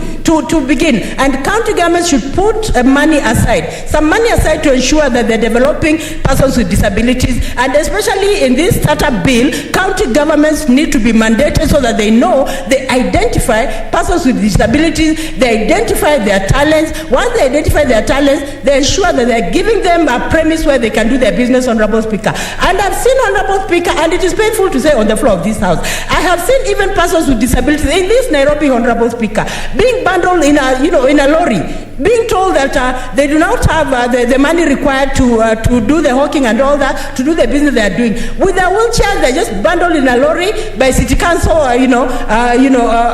by city council people. It should not happen. In a country where we say that we actually want, everyone to be equal, we should ensure, Honorable Speaker, that even as you're talking about issues of startup, we ensure that persons with disabilities are given preference in county governments, that they're given priority in county governments, that county governments ensure that they are allocating this amount of money, and they said that this amount of money will go to persons with disabilities first, so that others can follow, Honorable Speaker. A country that is able to take care of its persons with disabilities is a credible country, Honorable Speaker. And I want to say, Honorable Speaker, our country is credible, but some people who are sitting in those positions are insensitive to issues of disability, Honorable Speaker. And I want to say, Honorable Speaker, this is a good bill that should see the light of the day.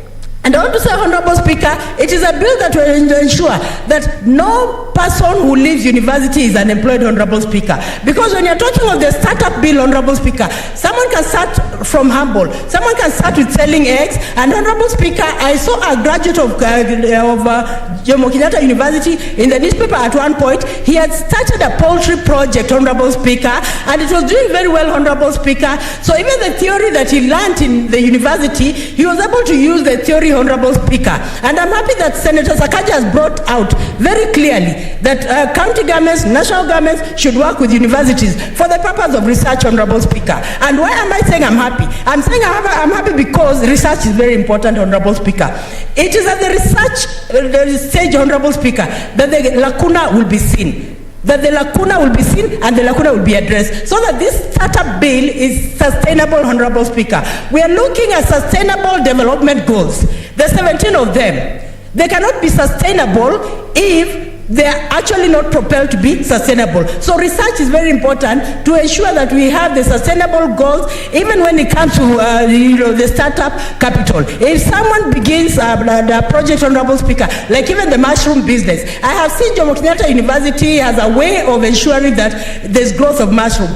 Even when people are taken through those classes and they're given the capital, Honorable Speaker, they can start growing their own mushrooms. But even though they grow their own mushrooms, there has to be an exit plan. So I don't know whether Senator Sakaja talked about the exit plan of startups that someone has started a project, is growing mushrooms. So what is the exit of the mushrooms, so that someone has where to sell, Honorable Speaker. So I want to say, Honorable Speaker, that I support this bill by Senator Sakaja, and I pray and I believe that it's going to see the light of the day here at the National Assembly, so that it eventually becomes law. Thank you, Honorable Speaker, for the opportunity. I support. Thank you, Senator. Senator Halaga Bashir Osoka. Thank you, Madam Speaker. Madam Speaker, I rise to support this bill. This bill is definitely very timely, and I would like to thank Senator Sakaja for his foresight, as he always does, come up with very innovative bills and legislative frameworks for not just the young people, but for really very forward-looking and very useful and relevant issues and sectors of our economy. Madam Speaker, the startup scene in this country is on the move. This country, and I'm very happy that Senator Sakaja has made sure that there's a legislative framework around startups, because Kenya can provide leadership in startups, because we're already doing very well in terms of startups. Kenya has been leading in M-Pesa, in money technologies, and the entire of East Africa, actually, from drones dropping medication and blood to hospitals, to financial sector, banking sector that is totally digitized, which actually, if you compare that even to the European countries or even to the West, they envy us. And so I think now putting in place a legislative framework is really timely, given just how much entrepreneurship exists in this country, and given how much we already are providing a lot of tomorrow's solutions today, and providing a lot of jobs to young people and in many sectors. Madam Speaker, the Kenyan startup, is just very exciting at the moment in terms of the scene. We are seeing global investors paying attention, and Senator Sakaja, when he was presenting, has told us, as you know, the globe is watching, and it's not a lie. When Kenyan legislators are discussing issues of startups, especially tech startups, a lot of international investors, a lot of angel investors, a lot of development partners are watching as well. And why are they watching? Because there's something in it for them, Madam Speaker. Madam Speaker, we have a lot of advantages and a lot of strength in this sector. We have a population that is very young, that has access to mobile technology, that has access to other technical expertise, that is now converting this technology into solutions that are going to make sure that our economy will soar, and that we will provide jobs, and that we will reduce poverty. And so I'm really impressed by this bill. And when we look at the problems that exist in the startup sector, problems such as access to finance, problems such as intellectual capacity or property challenges of high cost and bureaucracies and uncertainties around that, problems such as access to markets and high taxation regimes and registrations, this bill takes care of almost all of them, if well implemented. It takes care of the framework within which startups are going to find finances. It provides for frameworks which will link our startups to international global networks that are going to provide much needed finances, much needed incubation, much needed investors, much needed promoters and strategic partners that are going to provide growth for our startups. So this bill, with the object to foster a culture of innovative thinking and entrepreneurship, and for the linkages and startups, ticks all the boxes with regards to the challenges that are faced by our startups. Madam Speaker, in just the last couple of years only, we have had our startups such as Cellulance, CarePay, M-Copper, leading the way in the energy sector, in the telecommunications sector, in the finance sector, and in fact, globally and even on the continent regionally, whenever Kenyan startups go into any discussions or bid for any financing or any technological expansion or scale-up, Kenyan investors always come tops. So this bill is timely, and it's about time our government also stood up and gave the support that is required, not just in the framework, but also in the financial support that our young people and our investors need. Madam Speaker, just looking at some of the provisions in this bill, registrar of startups and admission and as incubation programs, I hope, because so far, the reason why Kenyan startups have really grown is because it's just driven by innovation and not so much by the straitjacket. I'm happy that this bill has tried as much as possible not to be very prescriptive, but if there's anywhere, Senator Sakaja, that you find there are very many subsections of what needs to be happening in terms of registration or in terms of admission into an incubation program or in terms of financial expansion and scale-ups, please let's make it as flexible, as nimble as possible, so that then we don't have an undesired consequence of a legislation that then stifles innovation. We have to really make sure there's a balance and a very tight rope that we're going to walk if we're going to make sure that we don't stifle the much, what we've done so far in the growth of our private sector and in the growth of our startups. Madam Speaker, I have been blessed enough to have been part of the entire journey of financing of startups in this country. I at one point was fundraising for telco companies that were supposed to provide medical services to the Red Cross system and provide solutions for that. And what I have learned, Madam Speaker, is that there's so much money out there. So much money out there. And because now our government, through our legislators such as Senator Sakaja, are putting in place the right frameworks, you will be amazed at how much money this bill is going to unlock for our local startups, how much technical support this bill is going to unlock for our local startups. But that having been said, let's make sure that the bill doesn't take the trajectory of prescribing a lot of steps and a lot of things and a lot of requirements, then which then we may have what may be a counterintuitive approach to doing this. I thank Senator Sakaja, and I encourage him to make sure that at the committee stage, any risk to stifle innovation, any risk to prescribe too many steps are going to be ironed out. I have no reason to believe it is. The bill will do that, but we need to make sure that we do not we do not stifle through certifications and stuff like that. That said, Madam Speaker, I thank the team with those few remarks, and I support this bill. I look forward to having it being implemented, and as Vice Chairperson of the ICT Committee, I am very proud of the fact that this sector has been identified as enabler of growth, but also not just as an enabler, but in itself as a product that can be sold and can then contribute to the socio-economic well-being of our country and provide much needed employment for our youth and reduce the poverty that is really biting us. Especially youth poverty seems to be highest in terms of the different levels. I thank you, Madam Speaker, and I congratulate the sponsor and look forward to working with him to make it to see it being implemented. Thank you.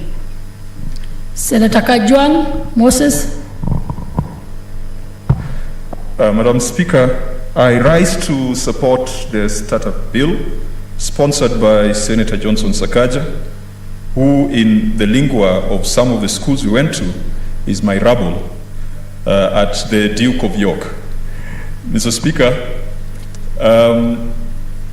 we were not there at the same time, so I did get the opportunity to send him for bread or to bully him. But he had the opportunity of bullying me when I joined Parliament, because I joined Parliament after him. Madam Speaker, this is a wonderful bill, and these are the conversations we should be having in the Senate.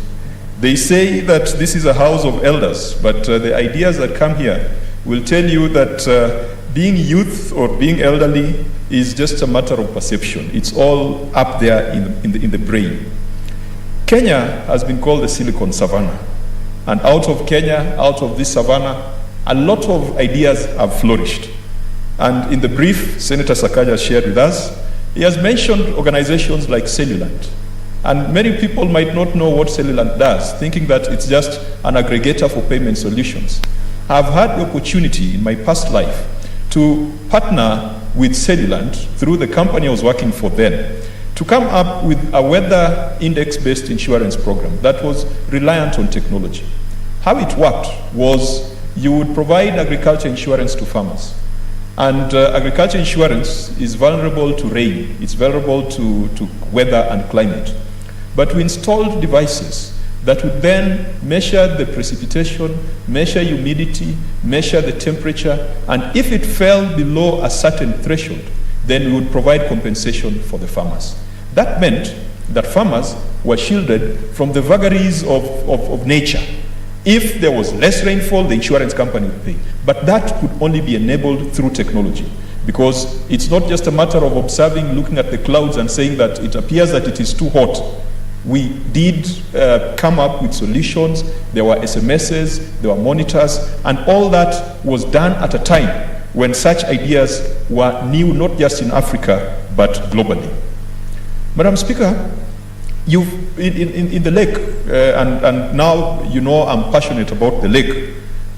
We used to fish a small fish called omena using paraffin-powered lanterns. And when you come to a place like Mbita or Rusinga or Takawiri, at night you would be convinced that there is a city far yonder. And that city comes to life at night. Now that city is hundreds and thousands of lanterns that fishermen use to attract that omena to their nets and eventually to their boats. But through innovative startups, our fishermen discarded the paraffin-driven lanterns and went for solar lanterns. And Madam Speaker, through investors and startups and innovators, people like Mkopa that has been cited here, even those lanterns, for them to be recharged, the recharging stations are driven by solar. And it's creating jobs, and it's creating business opportunities for our young people down there. Because all you need to do, if you don't have the guts to go fishing at night, what you can do is to set up a lantern charging station driven by solar. And you don't have to pay the full capital expense upfront. You can have a unique rental or leasing model that only Mkopa has done, because some of those items have got SIM cards, and if you don't pay for the day, then there's a way that it is terminated. All that is innovation and startups that need to be supported. But on the other hand, we have had the big boys like SportPesa. Madam Speaker, today, the main advertisers in this country, the people who are driving advertising revenue, are either betting companies or alcohol companies or telecommunication companies. The innovation of betting and the ecosystem of lotteries and gambling and gaming that we have in this country, is that the kind of innovation, and are those the kind of startups that we want to support? We must therefore find a way to ensure that in this bill there are ethical considerations of startups. I don't think that any startup is good. We must look at its ethical implication. What will be the implication on morality? What will be the implication on society and on community? And Madam Speaker, even though we are talking about incubators, and even though we are talking about a nexus between the government, innovators, and the creative community, we must also make sure that we have clear guidelines on what kind of startups we want to promote. It might surprise you that the pornography industry is a multi-billion shilling industry. What if someone decided to build a hub, and such hubs have been built, and they are minting billions of shillings out of revenue? Madam Speaker, I do not want an incubator that comes up with a Kenyan hub whose end is to deprave the morality of our people. And so I'll be asking Senator Sakaja to ensure that we have clear provisions to ensure that some of these startups do not get into bottoms-up kind of activities, and activities that will corrupt the morals of our children. But the direction that the world is taking is towards innovation. If you look at how Elon Musk started, and Elon Musk, many people don't know, was born in South Africa, started his schooling in South Africa. The applications he did, what we are now calling yellow pages, those were serious innovations at that time. Today, we take it for granted. Madam Speaker, you recall, many back in the days, Posta had to distribute a directory, a thick book, and if you didn't have that, you couldn't get addresses and PO boxes of organizations in this republic. People like Elon Musk are the ones who innovated the yellow pages, and after that, he sold it, and he moved on to another venture, and moved on to another venture. And now, Elon Musk and the company that he founded that is coming up with electronic vehicles is bigger than all the automobile makers combined. Toyota, Mercedes, BMW, name them. Tesla is bigger than all of them, out of a small innovation. And if you look at the richest men in the world today, they are all in that innovation ecosystem. And so I believe, Madam Speaker, that we can support and we can promote local innovators to ensure that they get into the market. And one of the areas that I've been very proud of when it comes to our local innovators has been applications that have been built to collect revenue in county governments. We have had a long conversation about the collection of revenue in Nairobi County, for example. And Madam Speaker, I do recall that there was an organization called JumboPay that was providing that service. In my past life, I saw that organization grow. We first started having conversations with them to come up with an automated solution for payment of insurance premium. And that was a time when insurance companies were insisting on checks or insisting on EFTs. They did not trust M-Pesa, they did not trust online solutions, and they did not trust that insurance could be sold online. From those small ideas, it grew into a huge conglomerate, Madam Speaker, so huge that people, of course, there were genuine concerns that were raised even by the Auditor General on some of the operations and some of the loopholes that existed in that system. But, Madam Speaker, they grew so big that there are those who got jealous. That how can people, small boys, in a span of 5 years, grow so big and make so much money? That is the nature of that world. In 2 years' time, you can move from a millionaire to a billionaire if you have an idea that can sell. And that is the environment and ecosystem we want to build. In my county, I've come across some young men and women who have established what we are calling Bay Hub. And they've done it without support from the county government, national government. It's just a group of ICT enthusiasts who have come together to share and to create a space. And Madam Speaker, if we were assertive as a Senate, because we have offices all over in each and every county, we could have created and converted our offices into innovation hubs. Sometimes all you need to do is to have good Wi-Fi, have tea, and have an open door policy. And young boys and girls will be coming to the compound while they are browsing. They'll be sharing ideas and coming up with very great ideas. In Kisumu, we have some young men and women also working on Lake Hub. And they're attempting to come up with technology-based solutions to some of the challenges we face in the lake and the blue economy that is dominant in that region. Back in Nairobi, at Strathmore University, they are doing an excellent job. Many of the incubators that we have been privately driven, and they've also been self-initiative. And I think what Senator Sakaja is trying to do in this bill is to ensure that there is clarity in the legal framework for establishment of incubators and for support of incubators. We are talking about the establishment of an innovation agency. We are talking about a registrar of startups. And these are very good ideas. But I also want to agree with the rest of my colleagues who have spoken that sometimes you don't have to overregulate. If we didn't have this bill, and if we had a government that was committed to innovation, if we had a government that was committed to completion of the Konza Technopolis, if we had a government that was committed to the pursuit of Vision 2030, because innovation was one of the key components in that vision, if the government was committed to getting proper policy advice through the National Economic and Social Council, then perhaps things would be happening. We'll be having startups, we'll be having incubators coming up all over this country that it might not even have been necessary to come up with this piece of legislation. But it has to start from somewhere. And Madam Speaker, I support that we have this kind of bill. There is a problem in the startup world. And I will be very blunt, Madam Speaker. There's a racist dimension when it comes to funding for startups in Kenya. And it is something that we must look at straight in the face and find out why that is happening.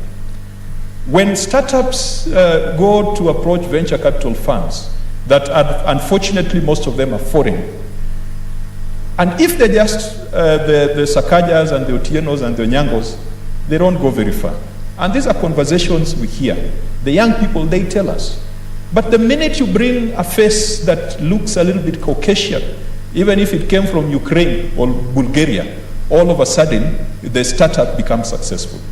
Just look at the profile of the startups that have managed to raise millions of shillings in terms of support for their ventures. And so, since Senator Sakaja, there is the aspect of ownership of a startup that is in here. And I've seen some analysts say that there is a disconnect between it and the National ICT Policy 2020 that has set the threshold for local ownership for in ICT-based enterprises to, I think, 30%. So we need to address it. We don't need to prescribe on the ownership bit, but we must find a way of ensuring that venture capital firms are also providing access to capital to startups that have been established by Kenyans. You don't need to hire a face for you to get money. And that's what many local startups are doing. They're hiring faces. They're hiring faces so that they can access capital. Another challenge has been the issue of theft of ideas. Madam Speaker, even now, there are people who are claiming that M-Pesa was their innovation. Even now, some of the biggest innovations we have around, I think there could be some litigation on things like call me back, please call me back, that solution that we so easily access on the Safaricom platform. How do we ensure that we have a proper intellectual property rights regime that respects the rights of innovators.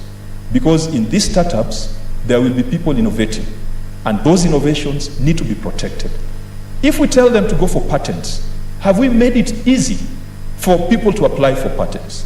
In the United States of America, it's very easy, and that's why they are leading in innovation. What kind of regime, what kind of environment do we have when it comes to patenting, when it comes to copyright, and when it comes to intellectual property? And when our young people go and do a demonstration to a big organization and in the boardroom, and they've got a wonderful idea, and what does the organization do? They tell the ICT department to find a way of reverse engineering or accessing the source code of that innovation. And many a times our young people have always been used to generate ideas in big boardrooms. But then when it comes to monetization, the companies do not give them anything back.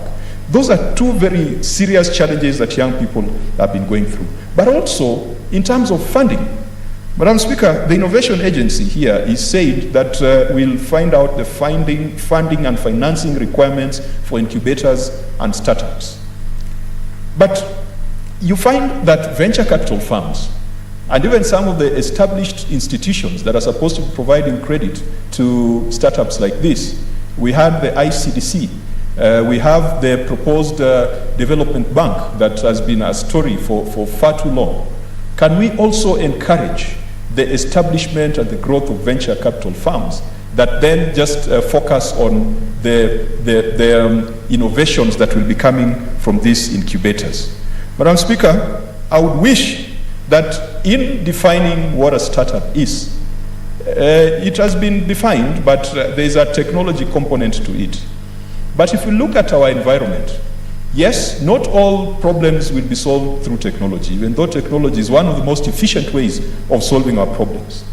If I was to come up with an organization that is building solar panels, will that qualify as a startup within the provisions of this bill? If I was to come up with a startup that is just doing dryers for fish, because right now, the women in my county, once they catch omena, they have to be laid on the ground for them to dry in the sun. Now, through that, there is infection. If I came up with a mobile dryer for omena, will that be considered a startup? If I came up with a mobile dryer for maize, so that maize farmers do not have to suffer aflatoxin infection for their maize, will that qualify as a startup? Let the definition not just be ICT oriented, because some of the problems we have, Madam Speaker, can be solved through light industries. And light industries in rural areas are the ones that are going to move us to the next level. Can we qualify them? Or is this bill only going to cater for the switched on youth who can get Wi-Fi access in Nairobi, in Kisumu, Mombasa, and the other capitals like in Nakuru? Madam Speaker, I support this, but I do believe that there could be a few other issues that could be looked into. For example, even issues of regulation. I'm sure that we could also be using regulatory sandboxes to deal with issues that have not been captured in the bill, because regulation is easier to come up with. But also on incubators, for registration of incubators, the question would be, do you register an incubator that already has connections, or can you register an incubator and help it to build the connections and linkages and the partnerships? It's a chicken and egg situation, because I think the bill says that to register an incubator, they must demonstrate the linkages and networks and collaborations that they have. But the Bay Hub in Homa Bay, it's just a group of enthusiasts. The Lake Hub in Kisumu is just a group of enthusiasts. You might allow them to operate and to get a footing and to get support and funding before they can build that vast network of collaborators and supporters. Madam Speaker, finally, the curriculum that we run in this country, the TTIs that we build, we must run away from the old ways of doing things, the old ways of teaching home science on a single sewing machine, the old ways of building houses using brick and mortar, and go for alternative building technology. We must use those TTIs as the centers of innovation and as the breeding point for the startups that this bill seeks to regulate. Madam Speaker, the future is bright. Vehicles are not going to use fuel in the future. Ubers are not going to have drivers. Countries like the United Arab Emirates, their focus is on going to Mars.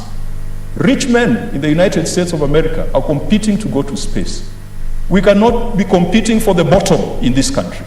Madam Speaker, we must compete for the top, and we must have a policy and a vision that inspires every Kenyan that we must aspire to go to the highest heights possible rather than focusing on the bottom where we are told to push wheelbarrows and to do push carts. Even that wheelbarrow pusher hopes that one day he will own a Porsche. Even that mkokoteni pusher hopes that one day he will own an Actros. Madam Speaker, let's think big, and this is a start. Let's have incubators and startups, and let's encourage Kenyans to think about the top rather than the bottom. I support, Madam Speaker. Senator Mudama Agnes. Yes. Madam Speaker, I thank you for giving me this opportunity to contribute to this startup bill from Senator Sakaja. I must say that this is a very important bill, and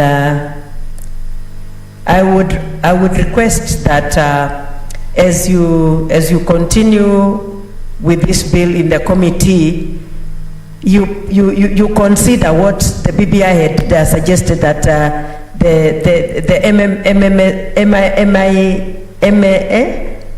IMS, the young innovators, be given the holiday for 7 years, so that they can 7 years holiday from tax, so that their business can grow. We should also have seen so much of young innovators on television coming up with things like even innovating a car, innovating televisions, radio, and many other things, even beds for ICUs, and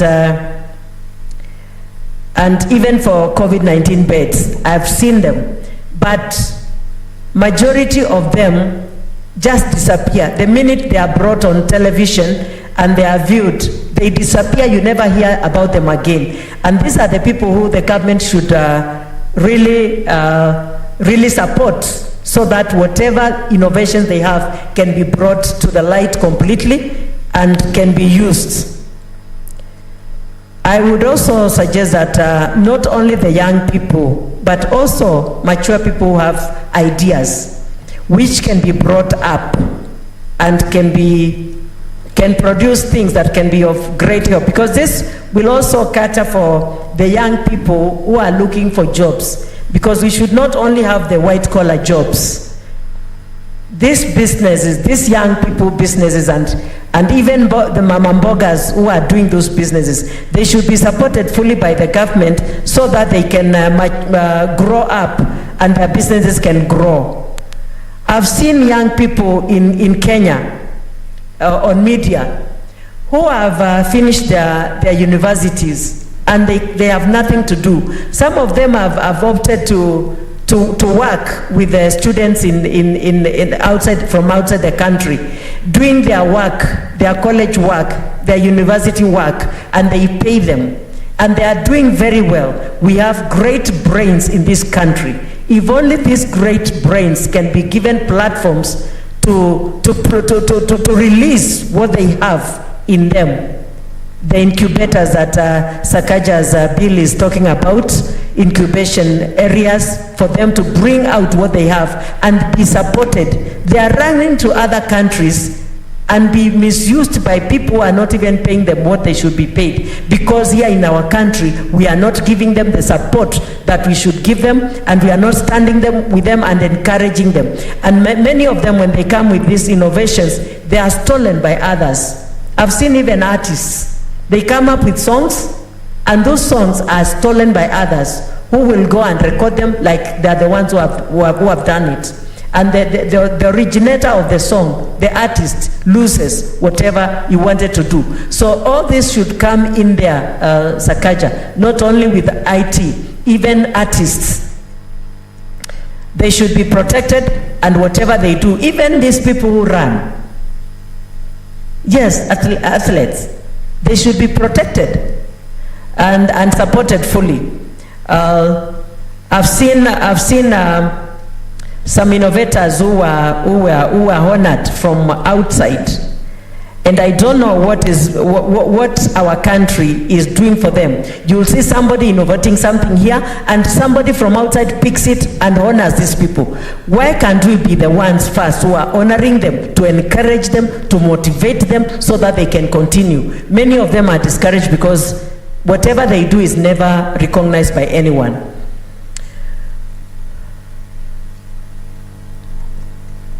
And I concur with Senator Wetangula when he said that the agencies might come and be another platform of corruption or even discouraging some, because favorism, something like favorism should not be seen anywhere near these people, so that they can do exactly what they want to do, because once somebody is discouraged, they sit back and they don't continue with what they are supposed to be doing. I support this bill. We have young people who have innovated the Lion Lights in Kenya, the smart gloves, the gas tracking devices.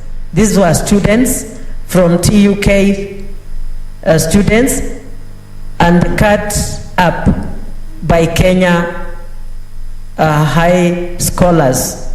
These people should be encouraged, and they should also be given platform for media platform, so that whatever they are doing, other children will see or other young people will see, and they'll be motivated also to move to that direction, because there are those who are not gifted in learning, but they are gifted in crafting and making things. So if they are given platforms for adverts, this will really encourage many others. I pray that this bill will find the light of the day, and I congratulate you, Senator Sakaja, for this bill.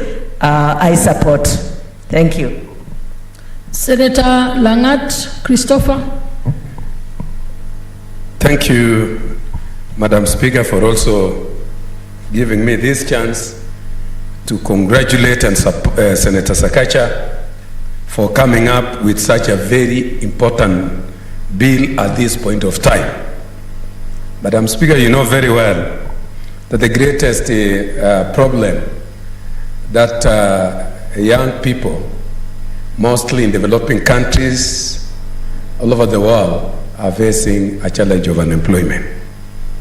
This particular startup bill is the hope of this nation and beyond on matters providing solution to unemployment.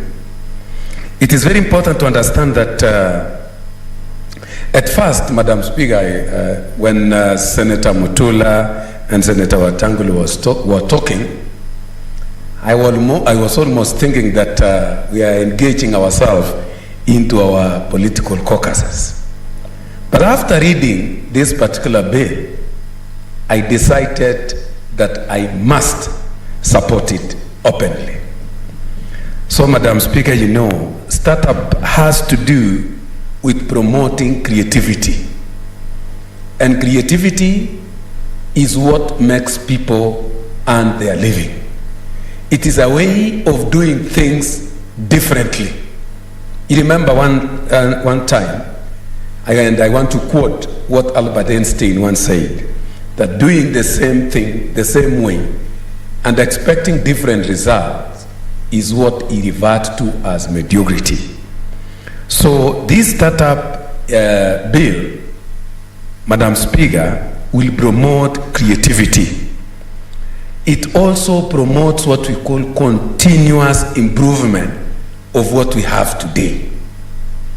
When people go to the market, they are always out there to see for new things, to look for new models, new designs. And this particular startup has a way of actually creating that particular avenue. Another thing that we've got to know and understand on matters innovation and incubation, Madam Speaker, is that it always promotes new You can see markets in our country be it in Eastleigh, be it in Kigomba and the rest. New designs in everything we are getting more often than not comes from outside our country, simply because we've never come up with legislations that will open up creativity among our people. So to compete internationally, you know, today we cannot go creating legislation that will deny some importations of some materials, that will deny any foreign trade from getting into our country.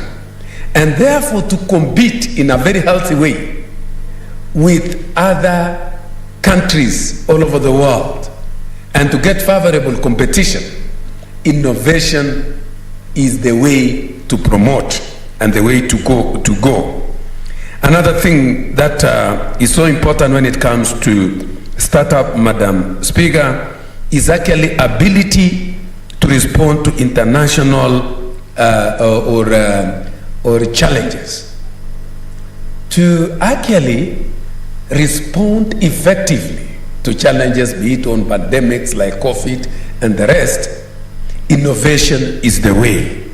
So I want to say this is a very important bill, especially when I see an area of establishment of incubation programs. This is incubation programs specifically are programs designed to enable growth and innovation in a country. So I've read through this particular section and I have seen very important elements that will support innovation in our country. I want to say also I'm very happy when it comes to registrations of startups. As most of our colleagues have really said, I have seen the elements or the requirements for registrations. These particular bureaucratic red tapes that are all over are not having its way here. You see, today even to get, even for somebody to get an opportunity somewhere, there are so many requirements, apart from maybe college leaving certificates. Somebody will also demand for good conduct, and all those things requires money that our youths more often than not do not have. But I've seen matters registrations here. There are no such red tapes that will actually hinder registration of startups. So I'm very happy that those particular bureaucratic red tapes that always discourage starting of businesses have been discouraged in this particular bill. I want to say that the process should be made accessible and so easy to register these particular startups, so that even those particular people down there, the people we normally call them hustlers, or the people without particular way of living, this particular bill will provide an effective roadmap that will promote them to see their potentials in life. I'm also very important when it comes to certification of incubators. The elements attached to it are so important. But what I wanted to talk about is incentives for startups. And I want to say the greatest challenge we have in our country is the provision of incentives.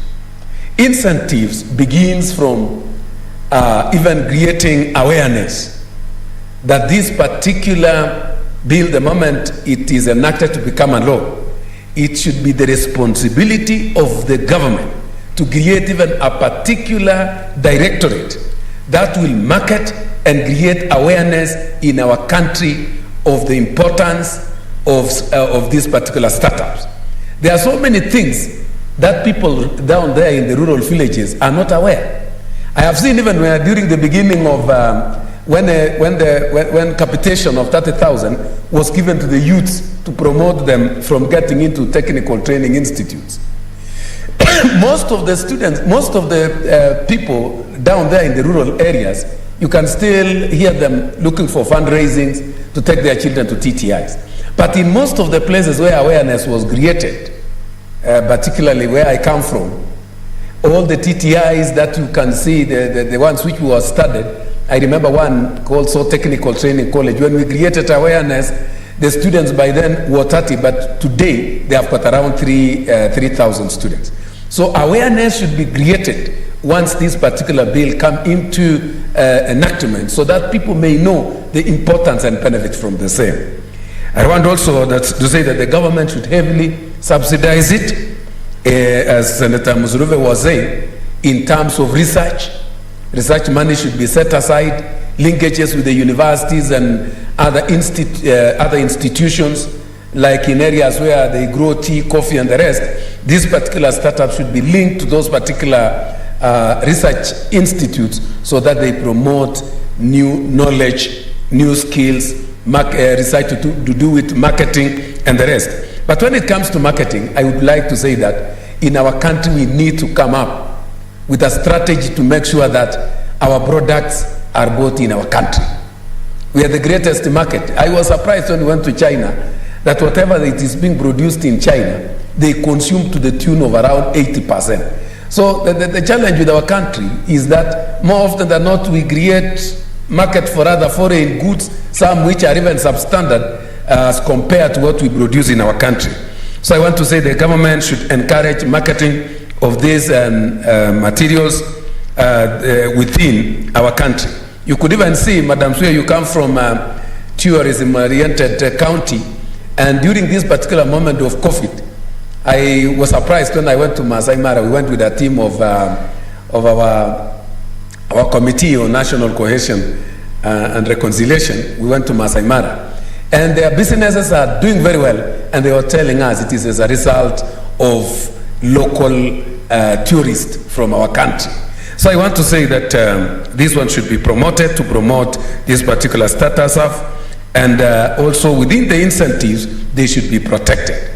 Everybody should jealously protect this particular innovation, because it is the lifeline of our youth. I would like also to say that I'll still read deeply and find if they are. I am also very happy with the linkages of private sector, that the startups will be linked to the private sectors, so that we may also promote them with this particular, to gain from the private sector more skills and also benefit from the providence from the private sector. I would also say that if there will be a linkage with the national polytechnics, technical training colleges and vocational training centers, like this is what I saw in Canada. In Canada, these particular startups are greatly linked with the polytechnics, whereby I saw their polytechnics are not examination oriented, but they are always there to nurture the talents of various learners to realize their potentials in life. So I would say that these particular startups programs should be also taught in polytechnics and vocational training centers on matters to do with startups, how to start them, registration and so forth, so that those particular youths who are finishing from these particular mid-level colleges may have the knowledge of the startups and how to benefit from the same. So I want to congratulate Senator Zagaja, and I want to say that we shall really support this particular bill, and would like also to appeal to our colleagues in the National Assembly to see beyond the money bill issue on such very important bills and support, because it is such a very important bill that will solve issues such as crimes in our country. People become criminals because they don't have anything else to do. The chances are not there. There are no such opportunities to venture into businesses, and they don't have any support. But such a bill has provided such great support, and therefore would like to appeal to them to see the importance of this bill beyond what they normally classify as money bill, support it so that it may see the light of the day as soon as possible for the benefit of our youths. I support this bill. Thank you, Madam Speaker. We have Senator Gideon Moin online.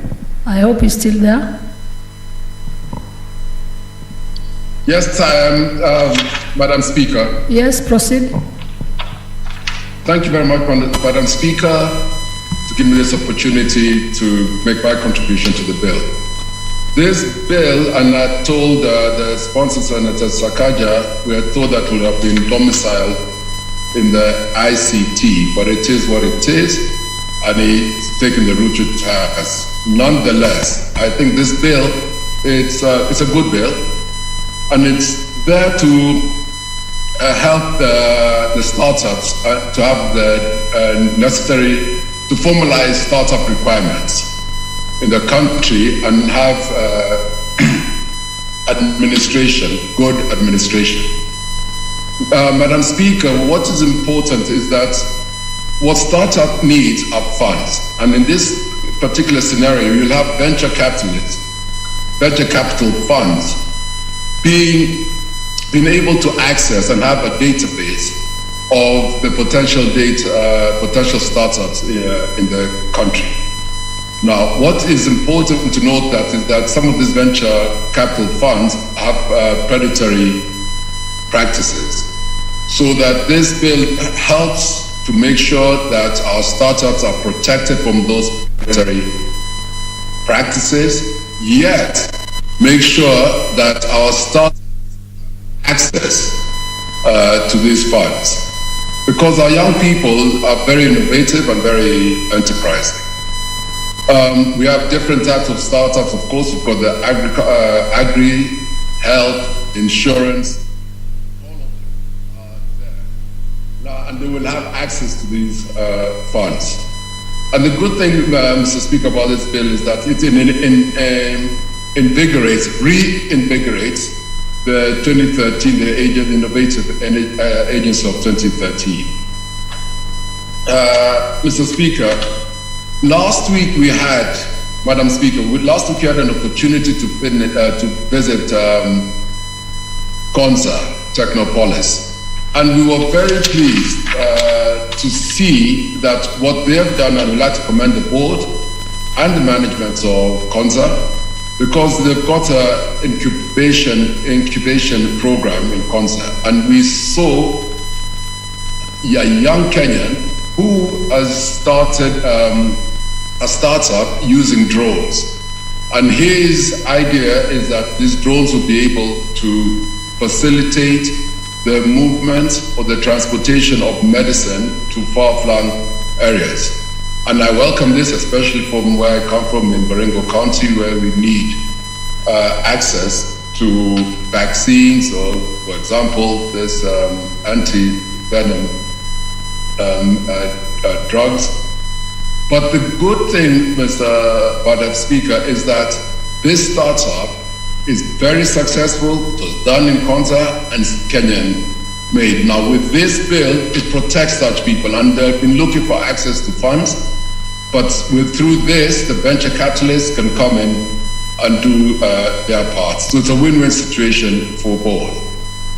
The other, in 2018, Madam Speaker, we were privileged enough as the committee to go to a startup, which is it's an engineering startup, a place next to the SA industrial area prison, where I know there's some people who need to be there. But in that startup, Madam Speaker, the best thing which has come out of there, which you may know, is something which they are calling now pay-go. Pay as you go for the cooking gas, as for the low-income households. Even now, because of them, Safaricom, we've heard, is they're doing theirs as M-gas.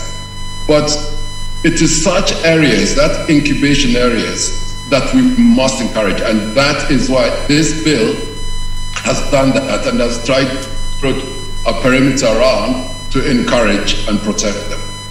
Madam Speaker, we want Kenya to be the Silicon Savannah of the rest of Africa.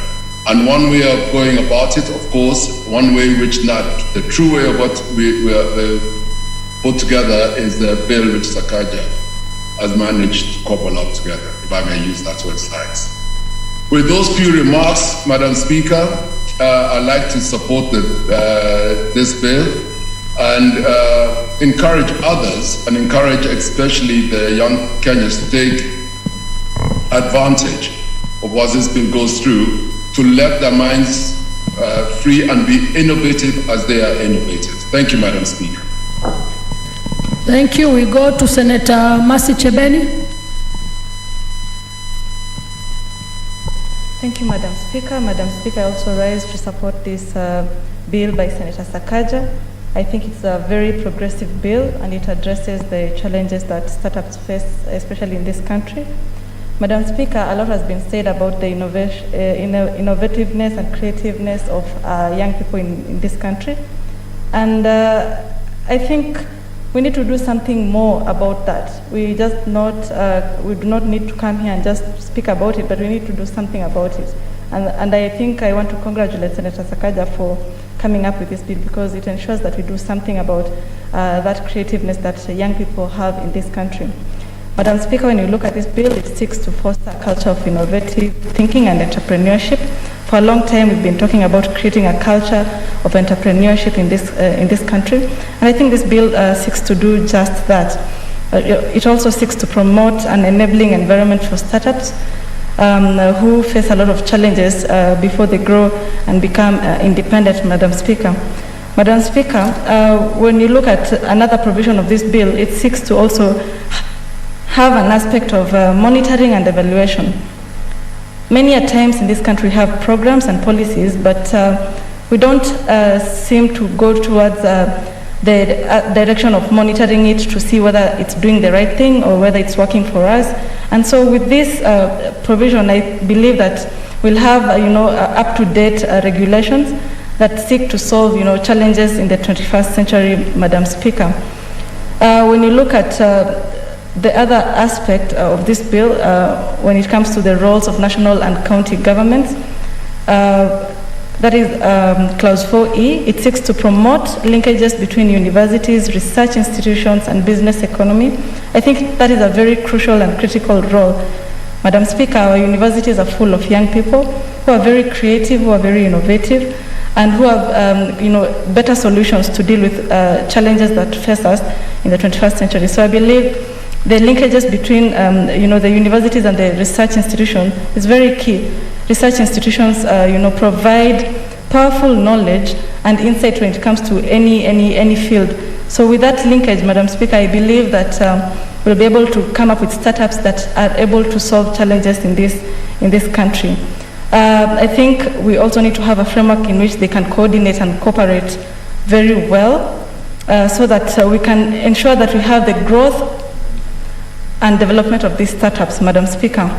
Madam Speaker, when you look at Article 25 in this bill, it seeks to bring to light the issue of credit guarantee schemes. Finances are a major challenge for any startup in this country. Capital is an issue. Many at times, small startups, people look into their savings, and Madam Speaker, this is not sustainable. So having a credit guarantee scheme will allow these startups to grow and not have challenges of finances. Accessible financial support is very crucial. And also not that, Madam Speaker, it also seeks to ensure that information on financial matters are relayed to young people who want to come up with startups. So I think that is a very critical aspect of this bill. When you look at Article 26, it seeks to address the issue of training and capacity building. Madam Speaker, many a times startups don't go beyond the second year mark. Within 6 months of operations, they just die naturally. And sometimes this is due to lack of mentors, lack of skills. And Madam Speaker, so when I see how progressive this bill and how it wants to look at the issue of mentorship and issue of skills and capacity building, it really makes sense and it's timely, Madam Speaker. It will ensure that training programs are there for young startups. It will ensure that mentors and resource persons are working with the startups, Madam Speaker. It is very important so that these startups grow beyond the second year mark, Madam Speaker. Madam Speaker, I think a lot has been said, but maybe one of the things that I need, maybe in this bill, Senator Sakaja should look into, is creating awareness, and especially awareness at the county level. Many a times, rural youth are not aware of such provisions. So if there's a provision for county and national governments to create awareness among the youth. It will be very critical so that young people are aware of certain things that happen in this government, Madam Speaker. Also, when you look at clause 3, F and H, I think they're similar in terms of promoting and enabling environment, so I think that should be amended as well. Other than that, Madam Speaker, I think I support this bill. It's a very progressive bill. Congratulations, Senator Sakaja, and I support. Senator Alice Milgo.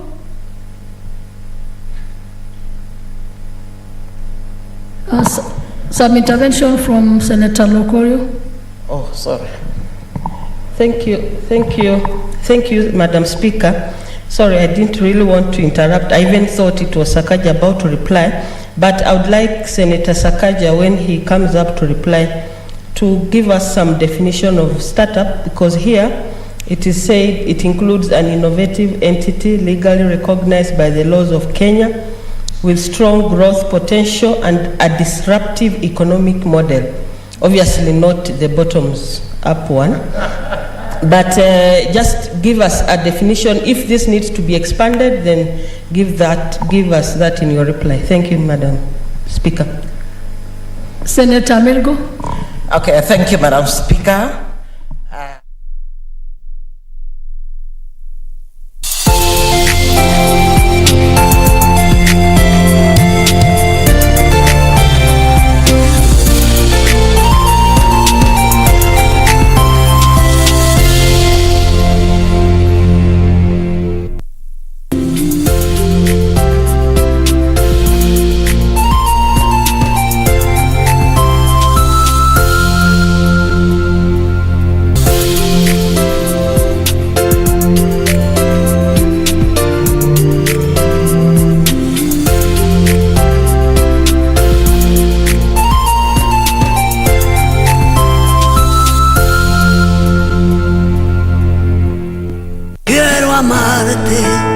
De una forma diferente, de otro modo, nunca. Well, it looks good on me. And I deserve one for being the son of Manuel Olazabal. The bartender carried him out, so it won't be long until he dies. Just stay alert. You can't fail. Kill him yourself if you have to. Everything is ready. I've made arrangements so when you get to Chiapas, you will find a gun in one of the lockers at the airport, okay? And as soon as I find out where it is exactly, I will let you know. Yes. I came here to finish what I started more than 30 years ago. I was going to kill Florencia right here. But now, I'll just have to kill you. You're insane! Put the gun away! It's over, Lucrecia. It's over! I'm not done. De una forma diferente, de otro modo, nunca igual al de otra gente.